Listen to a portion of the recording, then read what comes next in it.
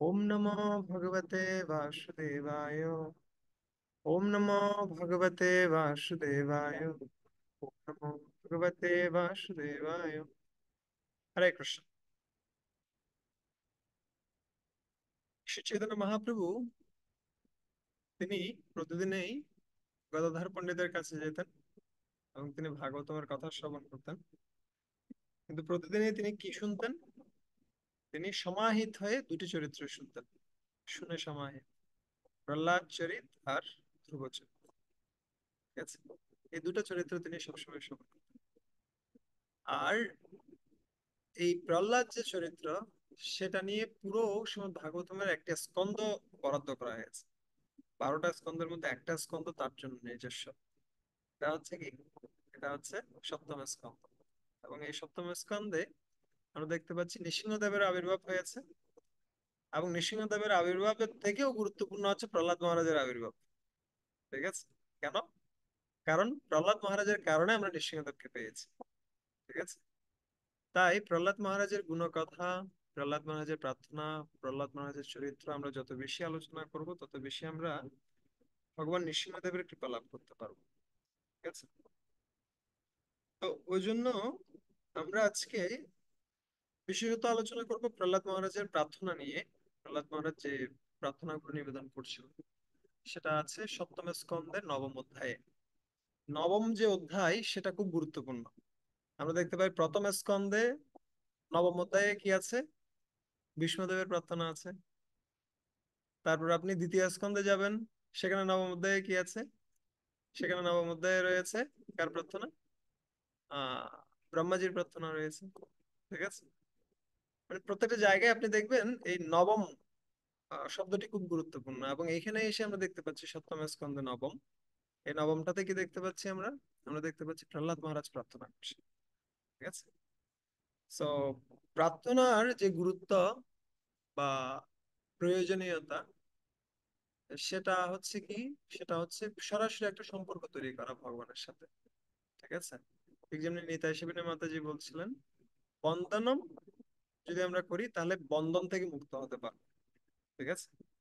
আমরা এই জড়জগতে বন্ধনে আবদ্ধ হয়ে আছি, কিন্তু এই বন্ধন থেকে মুক্ত হতে হলে আমাদের কি লাগবে? আমাদের বন্দনা করতে হবে ভগবানের কাছে। আরেকজন আচার্য উনি বলছিলেন যে আমরা যখন ভগবানের কথা শ্রবণ করি তখন আমরা ঘুমিয়ে পড়ি। কারণ আমরা অত বেশি শুদ্ধ নই। যখন আমরা জব করতে যাই তখন আমরা ঘুমিয়ে পড়ি। ঠিক আছে?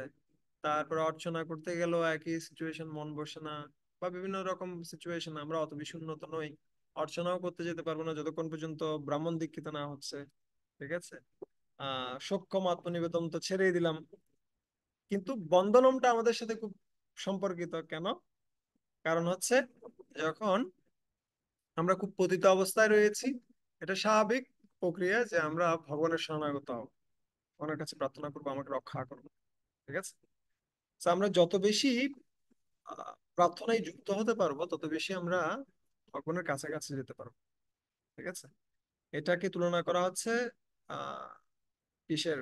বেলুনের মধ্যে হিলিয়াম গ্যাসের সাথে। আপনি বেলুন দেখেছেন? সব বেলুন কিন্তু আকাশে উড়ে না। যে বেলুনের ভিতরে কি রয়েছে? হিলিয়াম গ্যাস রয়েছে, সেই বেলুন আকাশে উড়ে। ঠিক একইভাবে আমাদের যা কিছু কর্তব্য কর্মগুলো করছি আমরা ভক্তি যোগে, সেটার সাথে যখন প্রার্থনাটা যুক্ত হয়, তখন সেটা ভক্তিতে পরিণত হয়। ঠিক আছে? একটা কাজ এবং প্রার্থনার মানে কাজ এবং সেবার মধ্যে পার্থক্যটা কোথায় আসছে? কাজ এবং সেবার মধ্যে পার্থক্যটা আসছে মনোভাবে। ঠিক আছে? যখন প্রার্থনাপূর্ণ আমাদের মনোভাব থাকে, তখন কাজটা সেবায় পরিণত হয়। কিন্তু যখন আমরা কোনো কিছু করছি কোনো কিছু অর্জন করার নিমিত্তে, অথবা কোনো কিছু দেখানোর নিমিত্তে, বা কিছু করে ফেলার নিমিত্তে, সাকসেসফুল হওয়ার নিমিত্তে, তখন এটা কাজ। কখন সেবা হয়? আমি একটা ভক্তকে দেখছিলাম, উনি চরণামৃত সেবা করছেন, চরণামৃত দিচ্ছেন সবাই। জাস্ট ওই সময়টাতে উনি সবার কাছে প্রার্থনা করছেন, আহ হে ভক্ত, আপনি আমায় কৃপা করুন যেন আমি ভগবানের চরণ লাভ করতে পারি। ঠিক আছে? এবং যাকে দেখছে, তার যে ভালো কোয়ালিটি গুলো সেগুলো অর্জন করার জন্য উনি ট্রাই করছেন, মানে প্রার্থনা করছেন। ঠিক আছে? উনি নিজে চরণামৃত দিচ্ছেন, আর যাদেরকে উনি চেনেন না তাদের জন্য ভগবানের কাছে প্রার্থনা করছেন, হে ভগবান, ওকে আমি চরণামৃত দিচ্ছি, ও যেন ভালো ভক্ত হয়। ঠিক আছে? প্রত্যেকটা কাজের সাথে, প্রত্যেকটা সেবার সাথে আমরা কিভাবে প্রার্থনাকে যুক্ত করতে পারি, আমাদের জীবনকে আমরা কিভাবে তৈরি করতে পারি যাতে করে পুরোটাই প্রার্থনাময় হয়, সেটা আমাদের শিখতে হবে। ঠিক আছে, সেটা আজকে আমরা শিখবো প্রহ্লাদ মহারাজের কাছে। কিন্তু তার আগে আমরা একটু ব্যাকগ্রাউন্ড দেবো কিভাবে প্রহ্লাদ মহারাজ এতটুকু পর্যন্ত আসছেন, কিভাবে আবির্ভূত হচ্ছে। কে? নৃসিংহদেব। তো আমরা জানি হিরণ্যকশিপু, হিরণ্যকশিপু শব্দটার অর্থ কি? হিরণ্য মানে হচ্ছে স্বর্ণ, আর কশিপু মানে হচ্ছে কি? নরম বিছানা। যে ব্যক্তি ইন্দ্রিয় তৃপ্তির প্রতি আকর্ষিত এবং মান যশ প্রতিষ্ঠা এই সমস্ত কিছুর প্রতি আসক্ত, ঠিক আছে, অর্থ, সম্পদ, এই সমস্ত বিষয়ের প্রতি আসক্ত, তাকে তুলনা করা হচ্ছে কার সাথে? হিরণ্যকশিপুর সাথে। ঠিক আছে। আর এর উল্টোটা কে? এর উল্টোটা হচ্ছে প্রহ্লাদ। প্রহ্লাদ মানে কি? প্রকৃষ্ট রূপেণ আহ্লাদ, যিনি সম্পূর্ণরূপে প্রকৃষ্ট মানে হচ্ছে সর্বোত্তম। যে ব্যক্তি সর্বোত্তম আনন্দে থাকেন, আহ্লাদ, আনন্দে থাকেন, তিনি হচ্ছেন প্রহ্লাদ। আর সর্বশ্রেষ্ঠ আনন্দ কখন পাওয়া যায়? যখন আমরা ভগবানের সাথে যুক্ত হই। এখানে কয়েকটা জিনিস রয়েছে: মান, অপমান, সুখ, দুঃখ, তারপর কি রয়েছে? ভালো মন্দ। ঠিক আছে। সুখ দুঃখ হচ্ছে কিসের জন্য? দেহের জন্য। ঠিক আছে। তারপরে হচ্ছে এটা আমার ভালো লাগে, এটা ভালো লাগে না। ঠিক আছে। ভালো লাগা, খারাপ লাগা। ঠিক আছে। আহ এগুলো হচ্ছে কিসের? এগুলো হচ্ছে মনের। ঠিক আছে। আর কি তার উপরে? তার উপরে রয়েছে কি? আহ মান, অপমান।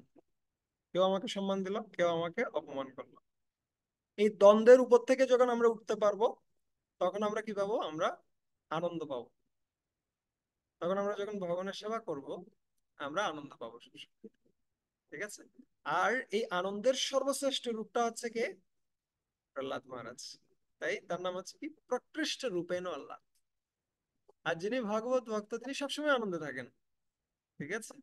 যে কোনো পরিস্থিতি তার জীবনে আসুক না কেন, সেই পরিস্থিতিগুলোর উপরে তিনি বিরাজ করেন। সেই পরিস্থিতিগুলোকে আহ সে পরিস্থিতিগুলো যেন তার যে চরিত্র, সেটাকে কি না করে, তার যে ভক্তি সেটাতে ব্যাঘাত না ঘটায়, সে বিষয়ে তিনি সাবধান থাকেন। তাই তিনি হচ্ছেন কি? তিনি হচ্ছেন প্রহ্লাদ। আর হিরণ্যকশিপু তিনি কি করছেন? তিনি ঘোর তপস্যা করছেন। আমি অনুরোধ করবো যদি সুযোগ থাকে ভিডিওগুলো অন করে রাখতে পারেন। তো তিনি কি করছেন? ঘোর তপস্যা করছেন কিসের জন্য? তিনি শক্তি পাওয়ার জন্য। ঠিক আছে। আমরা দেখতে পাই এরকম ঘোর তপস্যা করেছে কে? ধ্রুব মহারাজ। ধ্রুব মহারাজও তপস্যা করেছেন। আর অন্যদিক দিয়ে দেখতে পাচ্ছি আমরা হিরণ্যকশিপুও তপস্যা করেছেন। তো দুজনের তপস্যার ইন্টেন্সিটি যদিও সেম, মানে তীব্রতা যদিও একরকমই, এবং ধরতে গেলে হিরণ্যকশিপুর তীব্রতাটা আরো বেশি, কিন্তু এই একজন হয়ে গেছে অসুর আর একজন হয়ে গেছে দেবতা। ঠিক আছে। একজন হয়ে গেছে ভক্ত শ্রেষ্ঠ, আর একজন হয়ে গেছে অসুর শ্রেষ্ঠ। কেন? কারণ ইন্টেনশনটা খারাপ। ঠিক আছে। একজন খুব কঠোর তপস্যা করছে, কিন্তু ইন্টেনশনটা হচ্ছে কি? ইন্টেনশনটা হচ্ছে ইন্দ্রিয় তৃপ্তি করা। ঠিক আছে। আমি জগতের সর্বশ্রেষ্ঠ ব্যক্তি হতে চাই, ব্রহ্মার চেয়ে উচ্চ পদ আমি পেতে চাই, আমি সবাইকে নিয়ন্ত্রণ করতে চাই। এটা হচ্ছে হিরণ্যকশিপুর ধারণা। তাই যদিও সে কঠোর তপস্যা করেছে, কিন্তু তারপরেও সে অসুর। অন্যদিক দিয়ে আমরা দেখতে পাই প্রহ্লাদ, ধ্রুব মহারাজও প্রচুর তপস্যা করেছেন, কিন্তু তার উদ্দেশ্য যদিও প্রথম দিকে খারাপ ছিল, কিন্তু পরবর্তীতে ভগবান বিষ্ণুর যেহেতু তিনি আরাধনা করেছিলেন, বিষ্ণুর ভক্তি করতে করতে নারদ মুনির কৃপায় তার হৃদয়টা পরিবর্তন হয়ে যায়। ঠিক আছে। এবং তিনি আর কারোর জন্য খারাপ চাননি। যে বিমাতা তাকে খারাপ, মানে তার সাথে খারাপ আচরণ করেছে, তার তার সম্বন্ধেও তিনি খারাপ কিছু চিন্তা করেননি। এবং তিনি চিন্তা করছিলেন, আমি কাজ কুড়াতে এসে আমি হীরা পেয়ে গেছি, আমি কেন আবার কাজ করবো? ঠিক আছে। সো এখানে একটা বড় শিক্ষা হচ্ছে আমরা ভালোভাবে তপস্যা করব। তপস্যাটা খুব গুরুত্বপূর্ণ একটা বিষয়, কিন্তু তার থেকে গুরুত্বপূর্ণ বিষয় হচ্ছে আমাদের ইন্টেনশনটা ঠিক করা। ঠিক আছে। আমাদের ইন্টেনশনটা যেন হয় সার্ভিস অ্যাটিটিউড। আমরা আমাদের ইন্টেনশনটা যেন হয় আমি গুরু বৈষ্ণবদের সেবক হতে চাই, আমি ওনাদের একজন ক্ষুদ্র বৃত্ত হয়ে থাকতে চাই।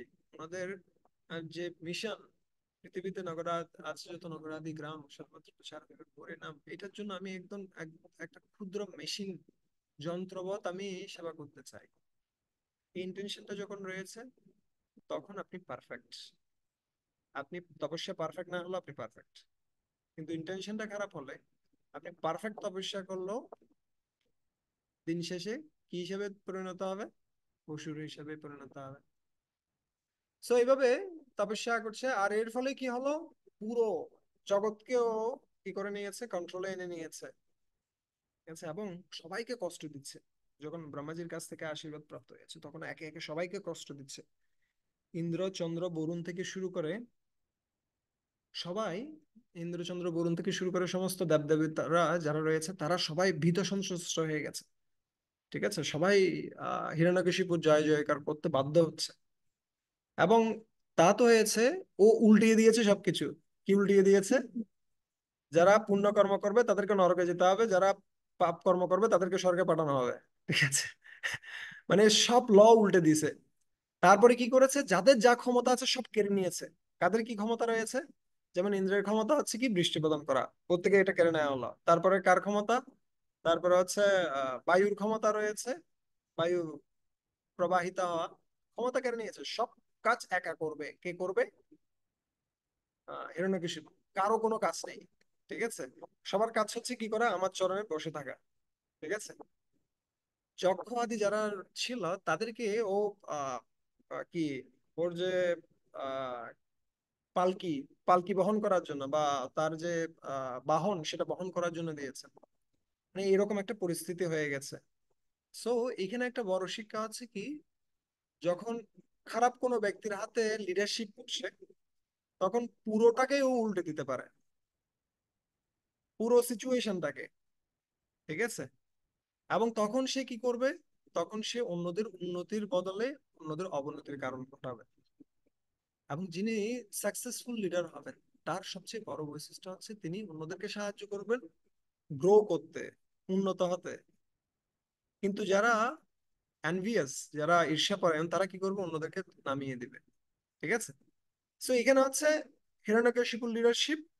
আর অন্যদিক দিয়ে আমরা দেখতে পাই কি, আমরা দেখতে পাই পৃথু মহারাজের লিডারশিপ অথবা যুধিষ্ঠির মহারাজের লিডারশিপ। যুধিষ্ঠির মহারাজের ক্ষেত্রে কি করছে, তাকে এতভাবে অপদস্থ করছে, কিন্তু তথাপি যখন দুর্যোধনকে মারতে আসছে অসুরেরা, তখন যুধিষ্ঠির মহারাজ কাকে বলছেন? অর্জুনকে বলছেন তুমি যাও, দুর্যোধনকে বাঁচাও। আমাদের আমাদের সাথে যখন, অন্যরা যখন আমাদের সাথে ফাইট করতে আসছে তখন আমরা 105 পাই। ঠিক আছে? কিন্তু আমাদের মধ্যে যদি কোনো ঝামেলা ঘটে সেই সময়ে তুমি চিন্তা করতে পারো আমরা 5 পাই, ওরা 100 পায়।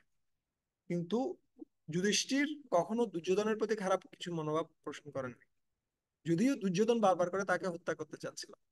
ঠিক আছে? সো এইরকম একটা লিডারশিপ দেখতে পাই। এর অপোজিট লিডারশিপ আমরা দেখতে পাচ্ছি কোথায়?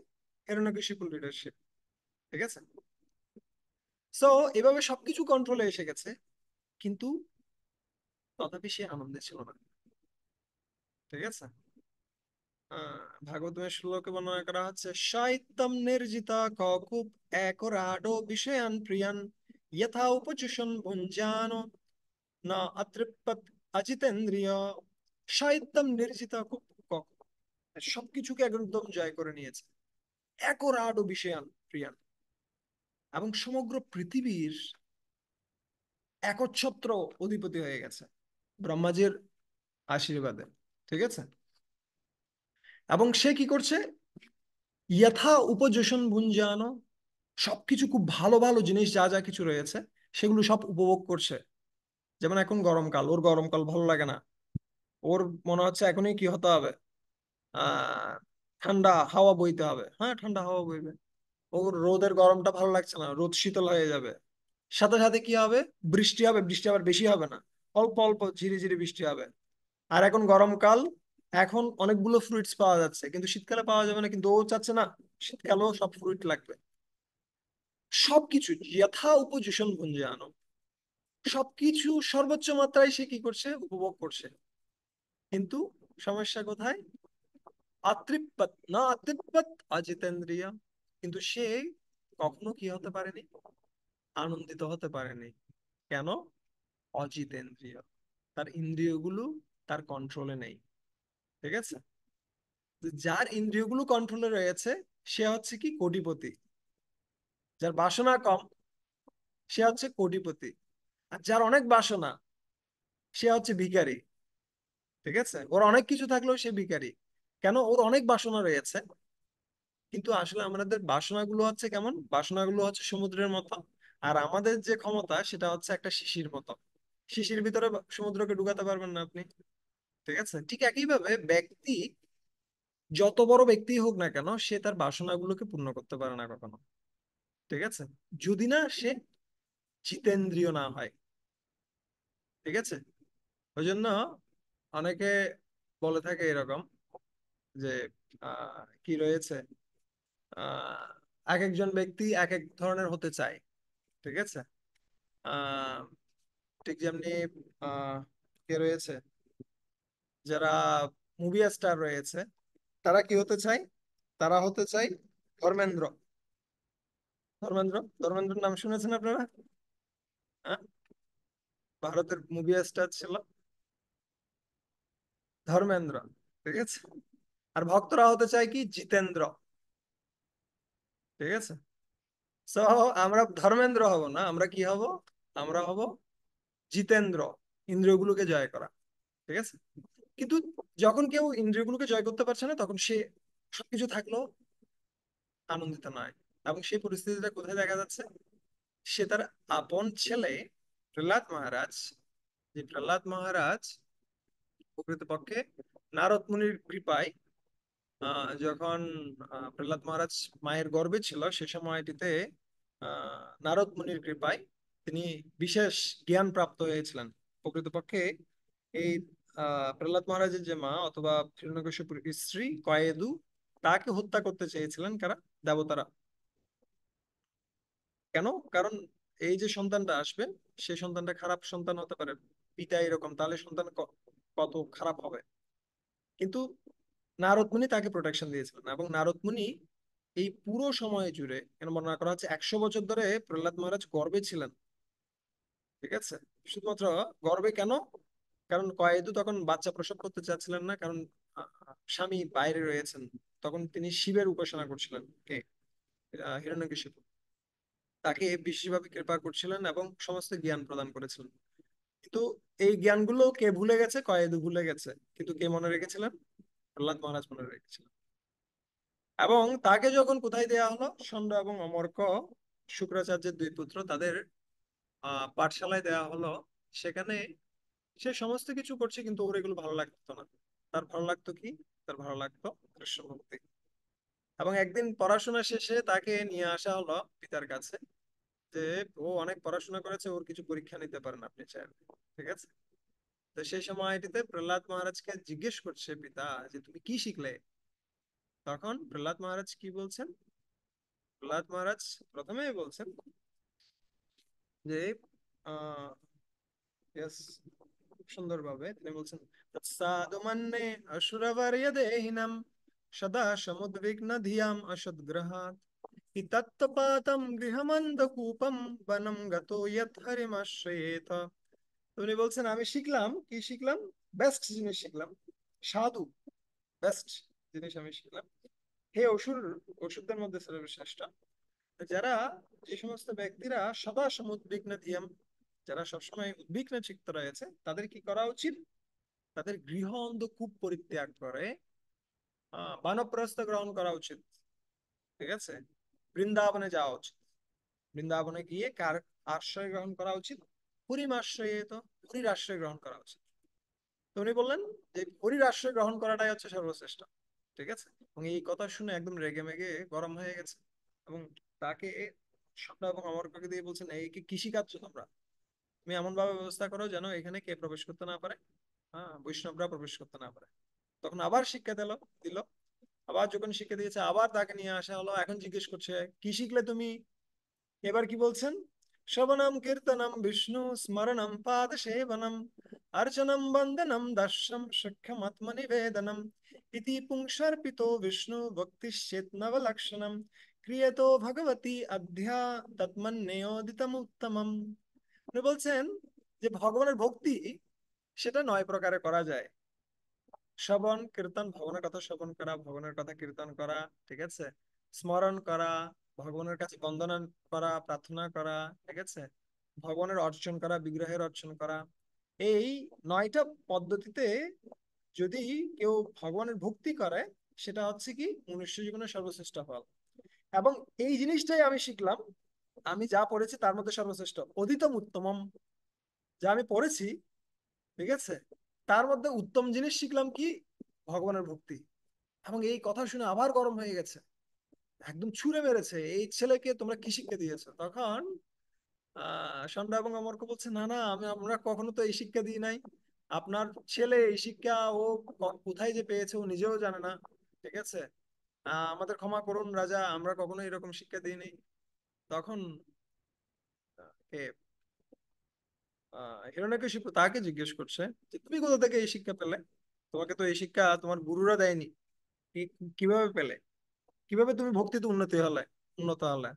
তখন প্রহ্লাদ মহারাজ বলছেন যে কেউ নিজের প্রচেষ্টায় অথবা অন্যের প্রচেষ্টায় অথবা উভয়ের প্রচেষ্টায় উন্নত হতে পারে না যদি সে ভক্তের সঙ্গ না পায়, ঠিক আছে। যদি সে ইন্দ্রিয় পরায়ণ হয়, তাহলে সে নিজের প্রচেষ্টায় অন্যের প্রচেষ্টায় উভয়ের প্রচেষ্টায় কখনো উন্নত হতে পারে না। মতির না কৃষ্ণে পরতোষতো বা মিতো বিপদ্যেত গৃহভ্রতানম আদন্ত গোবি বিশতাম তমেশ্রম পুনঃ পুনঃ চর্বিত চরবনানম। তো যে ব্যক্তি কৃষ্ণ মতি হতে চায় না, কৃষ্ণ পরায়ণ হতে চায় না, সে কোনো রকমে হবে না। কাউকে যদি মেরে ধরেও আনা হয়, হবে না। এবং পরবর্তী দিনে তিনি বারবার করে বলছেন যে প্রকৃত কর্তব্য হচ্ছে কি, প্রকৃত কর্তব্য হচ্ছে যারা মহৎ ব্যক্তি রয়েছেন তাদের কৃপা লাভ করা, তাহলে সেই ভক্তি লাভ করা যায়। নৈষম্মতিস্তাবতুরুক্রমঙ্ঘ্রিম স্পৃশতি অনর্থ অপগমো যদর্থো মহীয়সম্ পাদুরজোऽভিষেকম নিষ্কিঞ্চনানম ন বৃণীত ইয়াবৎ, নিষ্কিঞ্চনানম ন বৃণীত ইয়াবৎ। যতক্ষণ পর্যন্ত নিষ্কিঞ্চন ভগবত ভক্ত যারা রয়েছেন, মহীয়সম মহৎ ব্যক্তি যারা রয়েছেন, তাদের পাদ রজ অভিষেকম, তাদের পাদপদ্মের ধূলি যতক্ষণ পর্যন্ত মস্তকে গ্রহণ করা না হচ্ছে, ততক্ষণ পর্যন্ত উন্নতির কোনো লক্ষণ নেই, ঠিক আছে। কেউ মুক্তিতে উন্নতি করতে পারবে না। সো এটার অর্থ এই নয় যে আমরা ভক্তদের চরণ তুলে নিয়ে আবার কারাকারি করব, দেন আপনার চরণটা দেন আমার মাথায় রাখি, তা নয়। ভক্তদের চরণ তুলি গ্রহণ করা মানে হচ্ছে ভক্তদের উপদেশ অনুসরণ করা।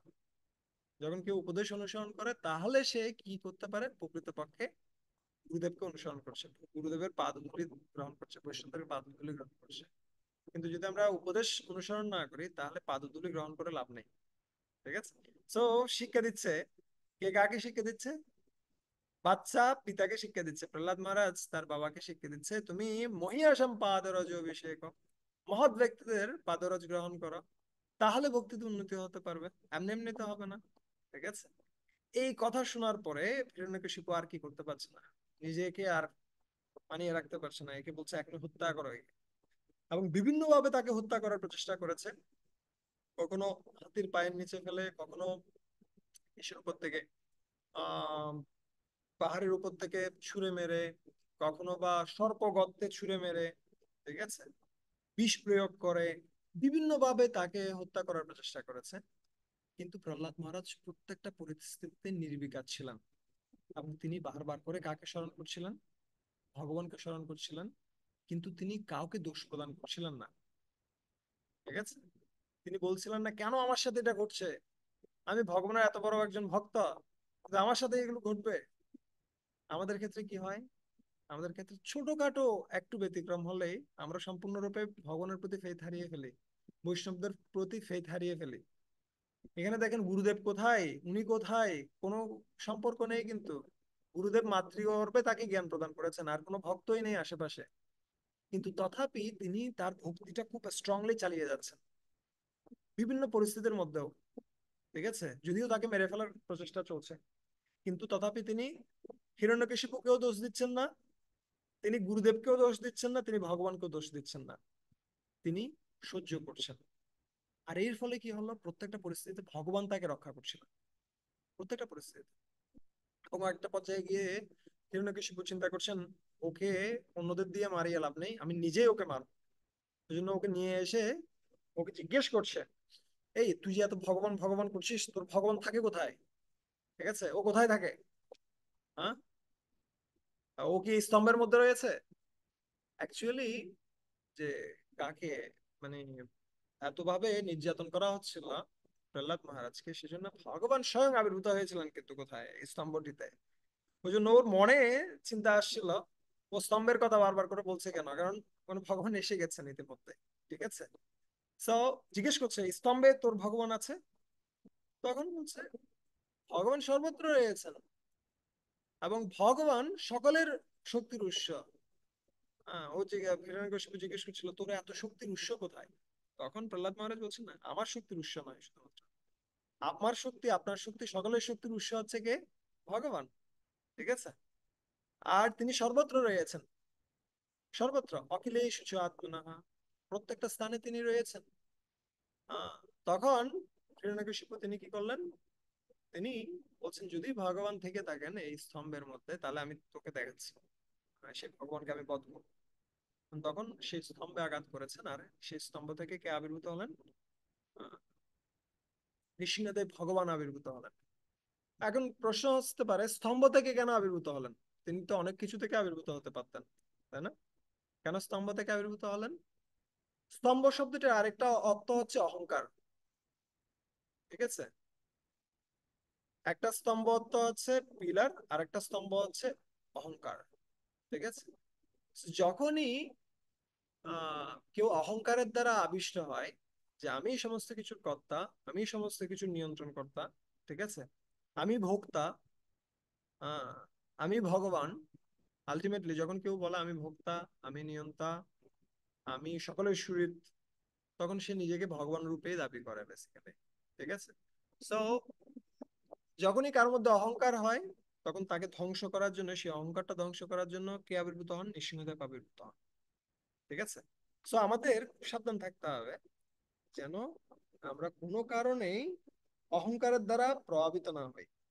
আমি আগেও বলছিলাম যে ভগবান সবকিছু সহ্য করতে পারেন, অহংকার সহ্য করতে পারেন না। ঠিক আছে, কিন্তু কেউ যদি পারছে না, ভক্তি করতে পারছে না, ধরেন জব করতে গিয়ে ঘুমাচ্ছে, হতে পারে খুব ভালো কিছু করতে গিয়ে পারছে না, চলবে, সমস্যা নেই। কিন্তু কেউ যখন অহংকারী হয়ে যাবে, তখন সেটা তিনি সহ্য করেন না, সেটা তিনি যে কোনো ভাবে হোক ধ্বংস করেন।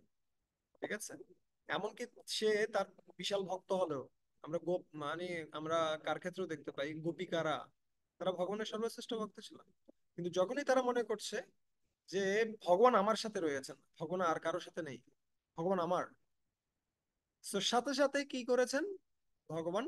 তাদের অহংকারটা ধ্বংস করার জন্য সেখান থেকে অন্তর্হিত হয়ে গেছে। ঠিক আছে, এবং তখন তারা সম্পূর্ণরূপে দুঃখের সাগরে পড়ে গেছে। আর এখানে আমরা দেখতে পাচ্ছি ভগবান স্বয়ং আবির্ভূত হয়েছেন, এমন একটা রূপে আবির্ভূত হয়েছেন যেটা আগে কেউ দর্শন করেনি। এইরকম একটা ফিয়ার্স, খুব কঠিন রূপ, কঠিন মানে শক্তিশালী এবং ভয়ানক রূপে আবির্ভূত হয়েছেন, অর্ধেক সিংহ অর্ধেক নর। আহ হিরণ্যকশিপু চিন্তা করছি, এটা কে? এটা কি আমার যে বরগুলো আমি চেয়েছিলাম ব্রহ্মার কাছ থেকে, এগুলোর সাথে ওরা কি মিলে নাকি মিলছে না? আহ, কিন্তু পরবর্তীতে কি হলো, মানুষ এত বেশি, যখন কেউ অহংকারের দ্বারা প্রভাবিত থাকে, সে এত বেশি কি হয়, মোহগ্রস্ত হয়। সে মনে করছে এ নৃসিংহদেব কি হতে পারে, অনেক জাদুবিদ্যা দেখাতে পারে, কিন্তু এই জাদুবিদ্যা প্র্যাকটিক্যালি কাজে লাগবে না। ঠিক আছে, ও আমার সাথে পারবে না কখনোই। একই সিচুয়েশনটা কার ক্ষেত্রে ঘটেছে, যখন দুর্যোধনকে ভগবান যখন বিশ্বরূপ দেখিয়েছেন, পার্শিয়াল বিশ্বরূপ, যখন শান্তি প্রস্তাব নিয়ে গেছিলেন ভগবান, সেই সময়টিতে বিশ্বরূপ দেখিয়েছেন, কিন্তু তথাপি দুর্যোধন কি চিন্তা করছে, এই কৃষ্ণ হচ্ছে মায়াবী, ও জাদুবিদ্যা দিয়ে অনেক কিছু দেখাতে পারে, কিন্তু এই জাদুবিদ্যা অ্যাকচুয়াল ফিল্ডে কাজে লাগবে না। ঠিক আছে, ও বিশ্বাস করছে না। So, ভগবান স্বয়ং আবির্ভূত হয়েছেন, এবং তার এত উগ্র রূপ দর্শন করেও সে কি করছে না, বিশ্বাস করতে পারছে না। এবং তখন কি করলেন, সে আক্রমণ করেছে ভগবানকে, আর একটা পর্যায়ে গিয়ে ভগবান তাকে সম্পূর্ণরূপে ধ্বংস করলেন। এটা আমরা জানি, আমরা যখন পড়বো। তো আর যখন ধ্বংস করলেন ভগবান, কিসের মাধ্যমে? নখের মাধ্যমে তাকে ধ্বংস করেছে। এবং নখের মাধ্যমে তাকে ধ্বংস করে তার ভিতরের যে হৃৎপিণ্ড রয়েছে সেটা নিয়ে তিনি পরীক্ষা করছেন, এটা কি। এই হৃৎপিণ্ডটা আমার মানে আমার আবাসস্থল হওয়ার কথা ছিল, কিন্তু এই এই হৃৎপিণ্ডটাতে সে কি করেছে? সে কাম, ক্রোধ, লোভ, মোহ, মদ, মাৎসর্য এগুলোকে ও স্থান দিয়েছে, এবং ও আমাকে ভুলে রয়েছে। এই স্থানটা হওয়া উচিত আমার। ভগবান কি করছেন? এগুলো পরীক্ষা করে করে দেখছেন হৃৎপিণ্ডটা। ঠিক আছে। সো আমাদের ক্ষেত্রেও আমাদের চিন্তা করতে হবে আমাদের হৃদয়ে আমরা কাকে জায়গা দিচ্ছি। আমরা কি ভগবানকে জায়গা দিচ্ছি? আমরা কি ভক্তকে জায়গা দিচ্ছি? আমরা কি হরিনামকে জায়গা দিচ্ছি? নাকি আমরা কাম, ক্রোধ, লোভ, মোহ, মদ, মাৎসর্য এগুলোকে জায়গা দিচ্ছি? ঠিক আছে।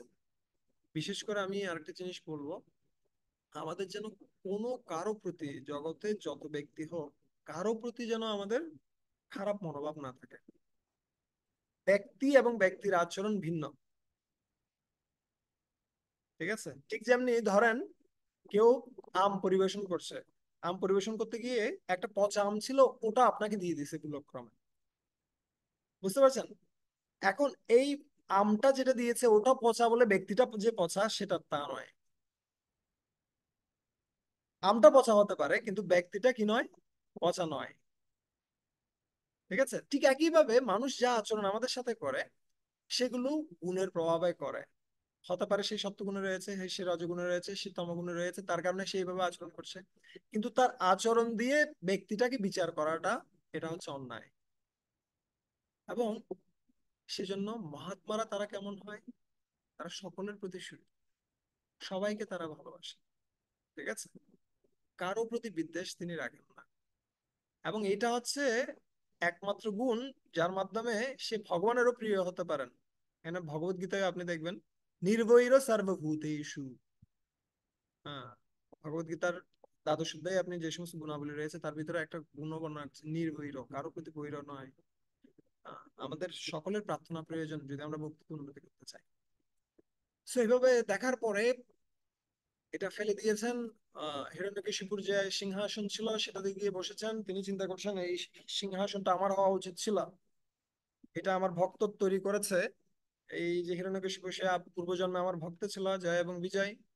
কিন্তু ও আমাকে ভুলে গিয়ে সমস্ত কার্যে লিপ্ত হয়েছে, কিন্তু এখন এটা আমি আবার অধিকার করছি। সেভাবে তিনি চিন্তা করছেন, কিন্তু তিনি খুব উগ্র রয়েছেন। আর এক এক করে সমস্ত দেবতারা তারা প্রার্থনা করছেন, কিন্তু কোন রকমে তিনি শান্ত হচ্ছেন না। ব্রহ্মাজি এসে প্রার্থনা করছেন, কি প্রার্থনা করছেন? হে ভগবান, আপনি সমস্ত কিছুর নিয়ন্তা, আপনি কি করলেন? ব্রাহ্মণদের দিয়ে এদের অভিশাপ দিয়ে এলেন জয় বিজয়কে। তারা হিরণ্যকশিপু হিরণ্যকশিপু হয়ে জন্মগ্রহণ করলো। তারপর আপনি আবার তার গর্ভে তার স্ত্রীর গর্ভে প্রহ্লাদকে নিয়ে আসলেন। আপনি আবার নারদ মুনিকে দিয়ে জ্ঞান প্রদান করলেন, এখন আপনি আবার তাকে হত্যা করছেন। আপনি সমস্ত কিছু। শিবজি এসে বলছে, আরে ভগবান, আপনি এত ক্রোধান্বিত আছেন কেন? ধ্বংস করাটা তো আমার কাজ, এটা আমার ডিপার্টমেন্ট। আপনি আমার ডিপার্টমেন্টের কাজ করতে যাচ্ছেন কেন? আর এই যে ক্রোধটা দেখাচ্ছেন, এটা প্রলয়কালে দেখানোর কথা আমার। ঠিক আছে। হ্যাঁ। আচ্ছা, প্রবলেম হচ্ছে কি আপনি বুঝতে পারছেন? আমি জানি না, মাঝে মাঝে হতে পারে হয়তো। রামানন্দ প্রভু, ক্লিয়ার আছে সাউন্ড? হ্যাঁ, প্রভু please। ওকে, হতে পারে কিছু কিছু মাঝখানে প্রবলেম আছে। আচ্ছা, আমি যেটা বলছিলাম, সো ভগবান তখন কি করছেন? হ্যাঁ, তরুণ প্রভু।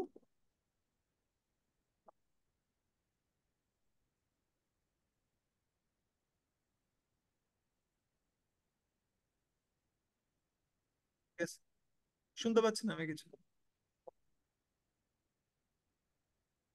এটা খুলে ফেলুন, তাহলে শোনা যাবে। হরে কৃষ্ণ। হ্যাঁ, হরে কৃষ্ণ। প্রথম শোনা, খুব সুন্দর শোনা যাচ্ছে। আজকে নতুন একজন জয়েন করেছে আপনার ক্লাসে, ওকে ওকে, চৌধুরীহাট থেকে। ঠিক আছে। ওকে, আমরা কন্টিনিউ করি, প্রশ্ন থাকলে পরে বলি কেমন। সো সেই সময়টিতে ভগবান কি করছেন? কেউ সামনে আসতে পারছে না, কিন্তু সবাই প্রার্থনা করছে, ইন্দ্র প্রার্থনা করছে এতদিন ধরে আমরা যজ্ঞের ভাগ পাইনি, কিন্তু এখন আমরা আবার যজ্ঞের যজ্ঞের ভাগ পাবো। ঠিক আছে। তারপরে কে প্রার্থনা করছে? নাগ, নাগেরা যারা ছিল, নাগ, নাগ লোকে তারা প্রার্থনা করছে যে আমাদের সব মণিগুলো তারা কেড়ে নিয়েছে এই হিরণ্যকশিপু, এখন অন্ততপক্ষে আমরা আবার অন্ধকার থেকে আলোতে আসতে পারবো। পিতৃপুরুষেরা তারা প্রার্থনা করছে আমাদের, আমাদের যে কি তর্পণ ক্রীড়া, শ্রাদ্ধ তর্পণের যে ক্রীড়ার যে ফল, সেগুলো সব ও কেড়ে নিয়েছিল, এখন অন্ততপক্ষে আমরা আবার পাবো।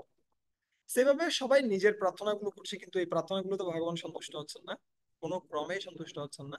তখন ভগবান আহ নৃসিংহদেবকে সন্তুষ্ট করার জন্য কে পাঠালেন? ব্রহ্মাজি বললেন প্রহ্লাদ মহারাজকে যে তুমি যাও। তার আগে ব্রহ্মাজি বলছিলেন কাকে? লক্ষ্মী দেবীকে। লক্ষ্মী দেবী বলছেন আমি তো এরকম রূপ আগে কখনো দেখিনি, কিন্তু এরকম রূপ তিনি আগে দেখেছেন। এরকম একটা বৈকুণ্ঠ রয়েছে যেটার নাম হচ্ছে নৃসিংহ বৈকুণ্ঠ, যেখানে নৃসিংহদেব এবং লক্ষ্মী দেবী রয়েছেন। কিন্তু তিনি এরভাবে বলছেন কেন? কেন এমন একটা রূপ ধারণ করেছেন, এমন একটা বীর রসে তিনি রয়েছেন, অদ্ভুত রসে, সে এই রসে তিনি দেখেননি। ঠিক আছে। আরেকটা বিষয় তো হচ্ছে, যেহেতু এই এপিসোডটাতে, এই লীলাটাতে ভগবান প্রহ্লাদকে বেশি সন্তুষ্ট করতে চাচ্ছেন, প্রহ্লাদের গুণ মহিমা কীর্তন করতে চাচ্ছেন, তাই তিনি কারো দ্বারা কি হচ্ছেন না, সন্তুষ্ট হচ্ছেন না। ঠিক যেমনি এরকম আরেকটা ঘটনা দেখতে পাই, যখন যুধিষ্ঠির মহারাজ সম্পূর্ণরূপে বিমর্ষ হয়ে পড়েছিলেন যে আমি যুদ্ধের কারণ, আমি এতগুলো মানুষকে হত্যা করেছি, আর কৃষ্ণ নিজে এসে বুঝাচ্ছে, কিন্তু বুঝছেন না। তখন কে বুঝালো? ভীষ্মদেব বুঝালেন, এবং তখন তিনি শান্ত হলেন।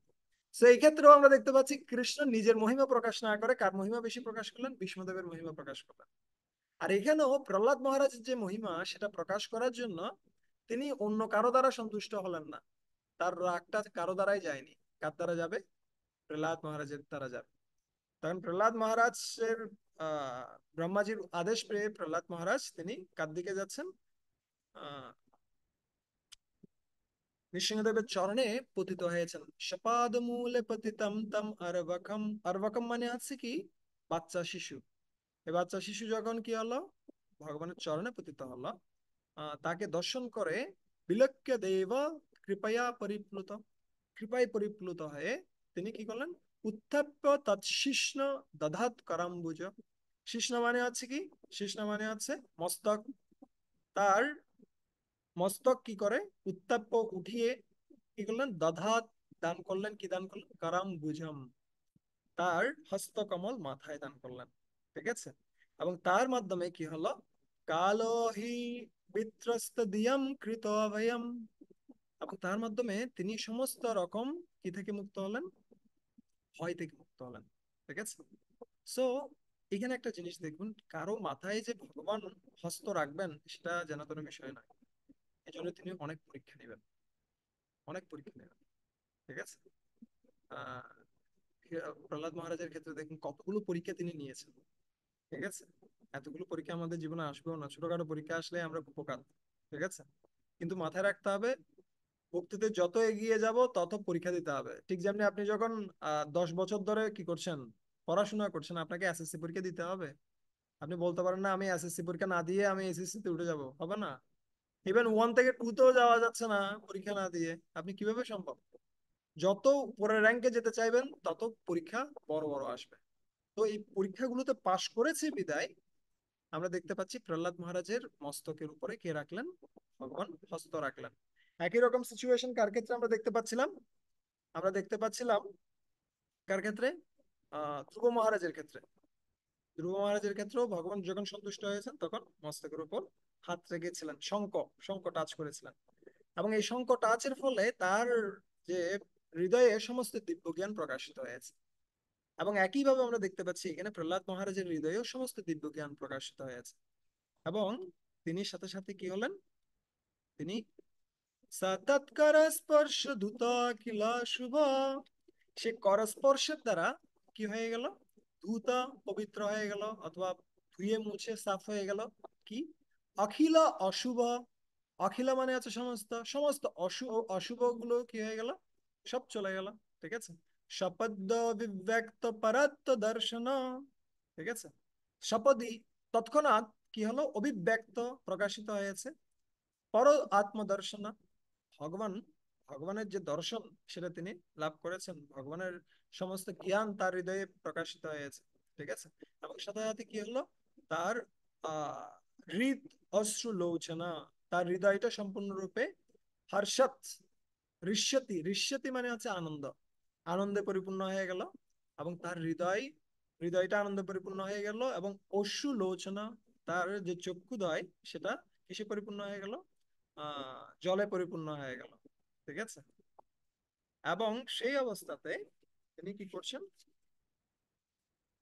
তিনি ভগবানের কাছে প্রার্থনা করতে শুরু করছেন ধীরে ধীরে। ঠিক আছে। তিনি বলতে শুরু করলেন, কি বললেন, শ্রী প্রহ্লাদ উবাচ ব্রহ্মাদয়ঃ সুরগণা মুনयो अथ सिद्धः सत्तो एकतन्गतयो वचसं प्रबाहै नारादितं पुरगुणै अधुनापि पिप्रुः किं तुष्टुमर्हति शमे हरिरुग्र जाते हैं। প্রহ্লাদ মহারাজ কি বলছেন, প্রথমেই বলছেন কে, ব্রহ্মা দেয়হ, সেবা কে দিয়েছে, সেবা দিয়েছে ব্রহ্মা, তাই ব্রহ্মার নাম আগে স্মরণ করছেন। ঠিক আছে। আহ ব্রহ্মাদি যারা কি রয়েছেন, দেবতারা যারা রয়েছেন, তারা কি করতে পারেননি, আপনাকে সন্তুষ্ট করতে পারেননি। সুরগণা, সমস্ত ঋষি, যারা দেবতারা রয়েছেন, যারা মুনিরা রয়েছেন, মুনেয় অত সিদ্ধা, সিদ্ধ পুরুষরা যারা রয়েছেন, যারা সকলেই কিসে রয়েছেন, সত্য, যারা সত্যে অবস্থিত, তারা রজগুণ তমগুণে আকৃষ্ট নয়, সত্যে অবস্থিত রয়েছেন। একতানগতয়, যারা একাগ্র সম্পূর্ণরূপে। বচসাম প্রবাহই, বচসাম প্রবাহই মানে হচ্ছে যাদের মুখ থেকে অনর্গল ভগবানের কীর্তি কি হচ্ছে, নির্গত হচ্ছে, বন্দনা নির্গত হচ্ছে। ঠিক আছে। প্রবাহই, একদম নদীর স্রোতের মতো যাদের মুখ থেকে কি বের হচ্ছে, ভগবানের গুণকীর্তি বের হচ্ছে। কিন্তু সেগুলোর মাধ্যমে আপনি কি হন না, আপনি এইসব প্রার্থনা দ্বারাও, আপনি বিশাল বিশাল ব্যক্তিদের প্রার্থনা দ্বারাও আপনি কি হন না, সন্তুষ্ট হন না। তাহলে আমাদের কি অবস্থা হবে, ন আরাধিতম পুরগুণই, পুরগুণই মানে হচ্ছে সম্পূর্ণরূপে গুণসম্পন্ন, পূর্ণরূপে গুণসম্পন্ন সে সমস্ত ব্যক্তিদের কিসের মাধ্যমে, আহ আরাধনার মাধ্যমে অথবা আহ প্রার্থনার মাধ্যমে আপনি সন্তুষ্ট হননি। অধুনা অপি, এখনো পর্যন্ত, পিপ্রু, এখনো পর্যন্ত তারা আপনাকে সন্তুষ্ট করতে পারেননি। কিন্তুষ্টুম আরহাতি সমে হরিরুগ্র জাতে হে, তাহলে আমি কিভাবে আপনাকে সন্তুষ্ট করব, তুষ্টুম আরহাতি সমে হরিরুগ্র জাতে, আমি উগ্র জাতি, আমি অসুর কুলোদ্ভূত, আমি কিভাবে আপনাকে সন্তুষ্ট করতে পারি। ঠিক আছে।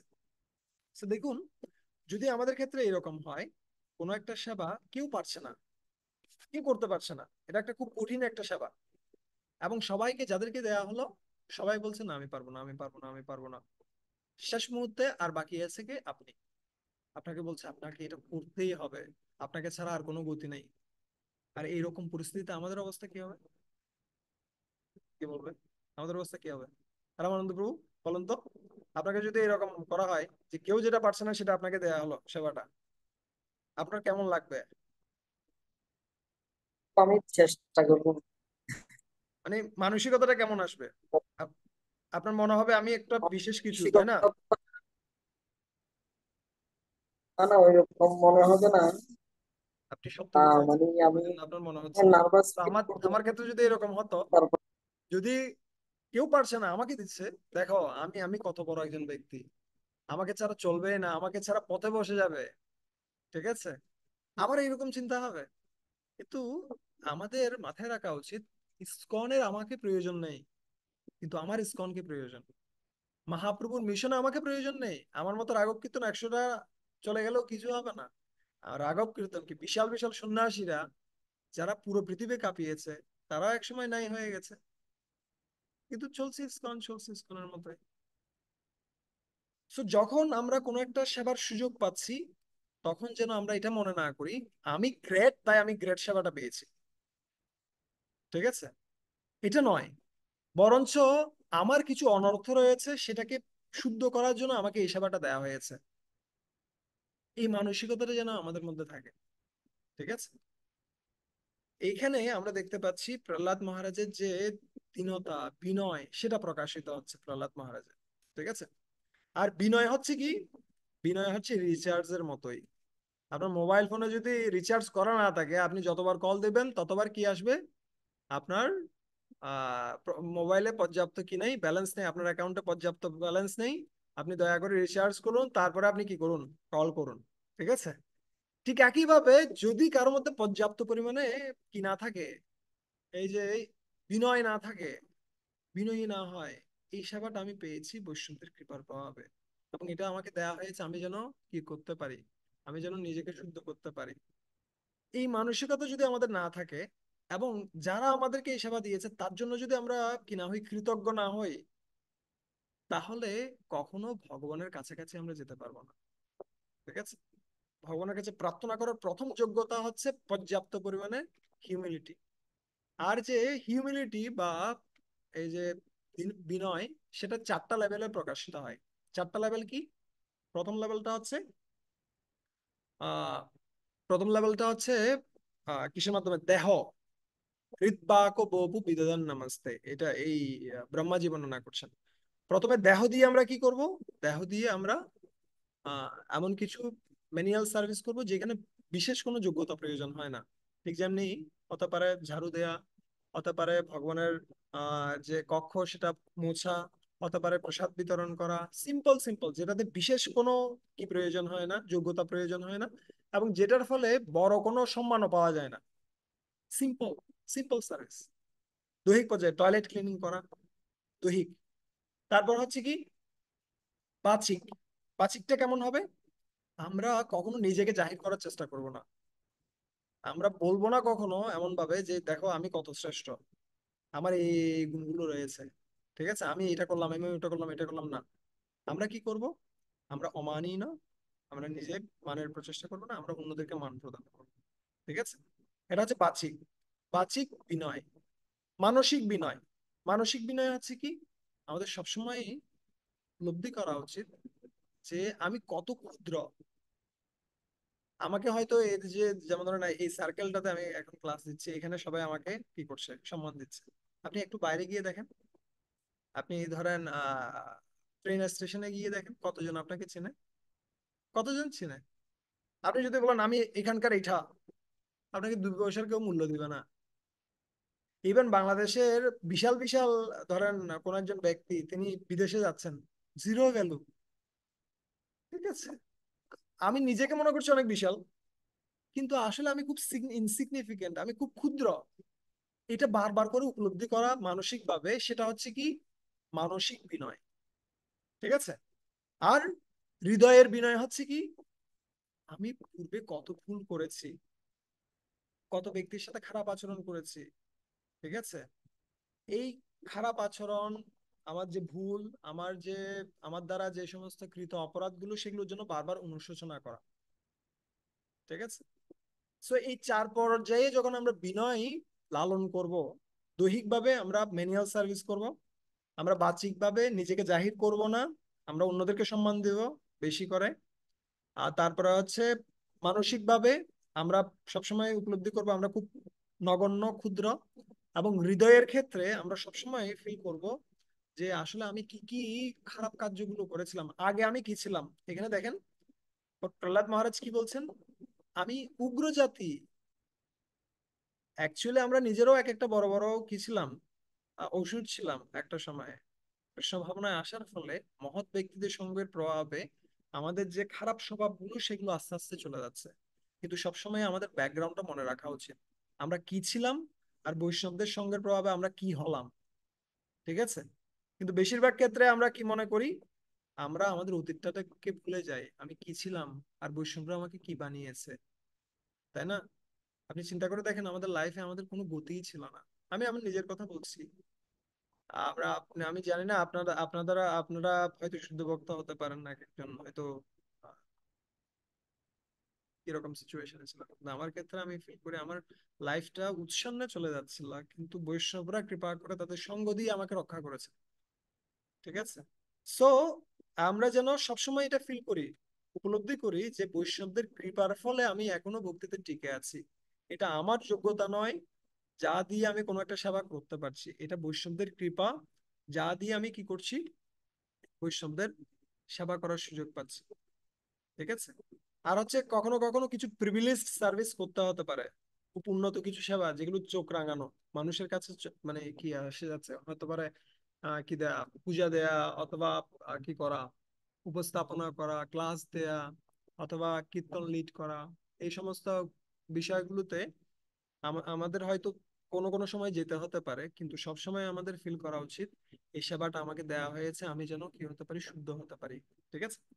সো এরপরে আহ কে প্রহ্লাদ মহারাজ বলছেন যে ঠিক আছে, এই সমস্ত গুণাবলীগুলো আমার নেই, কিন্তু তথাপি আপনি এই গুণগুলো দিয়ে কি হন না, কখনো সন্তুষ্ট হন না। ঠিক আছে। প্রভুপাদ এটার তাৎপর্যে কি করছিলেন, খুব সুন্দর কিছু কথা বলছিলেন। প্রভুপাদ বলছিলেন, ভগবানের সেবা করতে সম্পূর্ণরূপে যোগ্য বৈষ্ণব ভগবানের প্রার্থনা করার সময় নিজেকে নিতান্তই অযোগ্য বলে মনে করেন, নিতান্তই অযোগ্য। ঠিক আছে। এবং প্রভুপাদ আরো বলছিলেন, বিনীত না হলে আধ্যাত্মিক জীবনে উন্নতি সাধন করা অত্যন্ত কঠিন, অত্যন্ত কঠিন। এবং আরেকটা কথা বলছেন আহ প্রভুপাদ, প্রভুপাদ এখানে বলছেন, উম এই যে দেখুন, নিজের বৈষ্ণবের চিত গুণাবলীর গর্ভে কখনো গর্বিত হওয়া উচিত নয়। অনেক সময় আমাদের যে গুণাবলীগুলো আমরা অর্জন করছি সেগুলোর জন্য আমরা গর্বিত হই, কিন্তু সেটার জন্য গর্বিত হওয়া উচিত নয়। এই জন্য মাধুর্য গৌতমীতে বলছে, অনেক প্রকারের অনর্থের মধ্যে একটা অনর্থ হচ্ছে ভক্তি ঊর্ধ্ব অনর্থ। ভক্তি ঊর্ধ্ব অনর্থ কি? ভক্তি সাধন করতে করতে আমাদের মধ্যে কিছু গুণাবলী আসে, আর তখন আমরা মনে করি যে এটা আমার ক্রেডিট, আমার পাওয়ার দ্বারা হচ্ছে। ঠিক আছে, দেখো আমি কত বিনয়ী, আমি কত কি। যে ব্যক্তি মনে করে আমি বিনয়ী, বুঝতে হবে সে অহংকারী। যে বিনয়ী, যথার্থ বিনয়ী ব্যক্তি সে নিজেকে বিনয়ী মনে করবে না, সে বিনয়ী আচরণ করার প্রচেষ্টা করবে। তিনি ফিল করবেন আমার মধ্যে কত অহংকার, কত ঈর্ষা, কত হিংসা রয়ে গেছে। ঠিক আছে।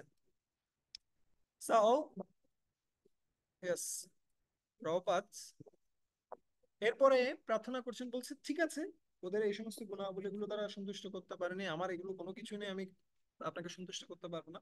কিন্তু আলটিমেটলি আপনি কোনো গুণের দ্বারা আকৃষ্ট হন না, আপনি ভক্তির দ্বারা আকৃষ্ট হন।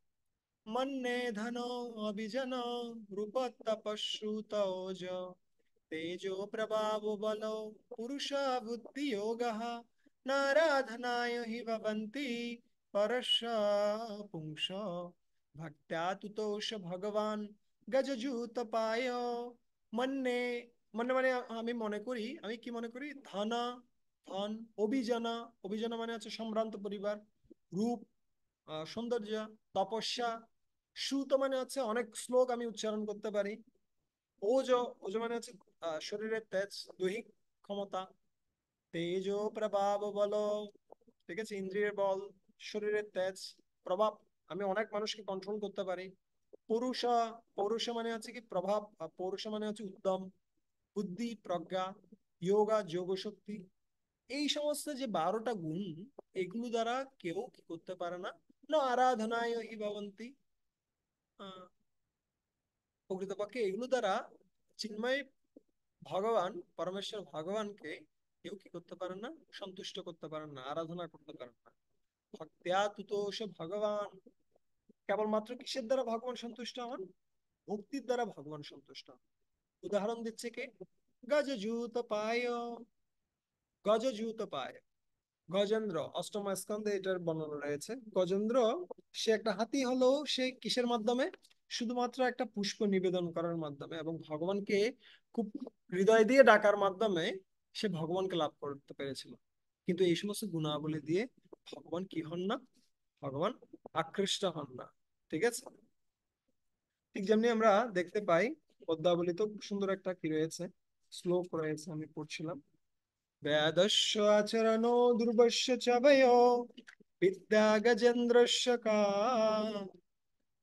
উপজায়া কিম নাম রূপাদিকম কিম তৎসূধম নো ধন বংশ কো বিদুরস্য যাদব পথের উগ্রস্য কিম পৌরুষাম ভক্ত্যা তুষ্যতি কেবলম ন চ গুণে ভক্তি প্রিয় মাধব। তো এখানে পদ্মাবলীতে বর্ণনা করছে কেমন, বেদস্য আচরণ কি বাবয় ধ্রুবস্য চ বয়। বেদের কি আচরণ ছিল? বেদ তো কিছুই জানতো না, কার সাথে কিরকম আচরণ করতে হবে জানতো না। তথাপি সে নারদ মুনির কৃপা পেয়েছে, ভক্ত হয়ে গেছে বিশাল। দুর্বশ্য চবেয়, কেউ যদি মনে করে যে না, বৃদ্ধ হতে হবে মুক্তি মুক্তি পেতে গেলে বা ভক্তি যোগ করতে গেলে, যুবক অবস্থায় হবে না, বলছে ধ্রুবের কি বয়স ছিল? বিদ্যা গজেন্দ্রস্য কাল। গজেন্দ্র, ও একটা মূর্খ প্রজাতিতে জন্মগ্রহণ করেছে, একটা কি হাতি রূপে, তার কি কি কি বিদ্যা ছিল? কুব্জায়া কিম নাম রূপাদিকম। কুব্জার কি নাম, রূপ, কি ছিল তার? কিম তৎ সুধাম ন ধনম। যদি কেউ বলে যে ধনের মাধ্যমে ভগবানকে প্রাপ্ত হওয়া যাবে, তাহলে সুদামার কি ধন ছিল? কিছুই ছিল না। বংশ কো বিদুরস্য। বিদুরের বংশ পরিচয় কি ছিল? কেউ যদি মনে করে যে আমি বংশের মাধ্যমে আমি ভগবানকে লাভ করবো, না। বিদুরের কি বংশ ছিল? উগ্রস্য কিম পৌরুষম। উগ্রের, উগ্রসেনের কি পৌরষ ছিল?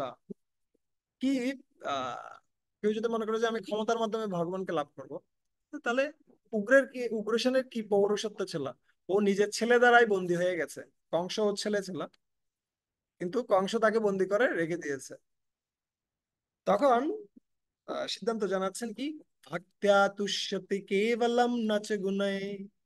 ভক্ত্যা তুষ্যতি কেবলম, শুধুমাত্র ভক্তির দ্বারা ভগবান কি হন? সন্তুষ্ট হন। নচ গুণই, গুণের দ্বারা নয়। ভক্তি প্রিয় মাধবা, এবং ভক্তি ভগবানকে আকৃষ্ট করতে পারে।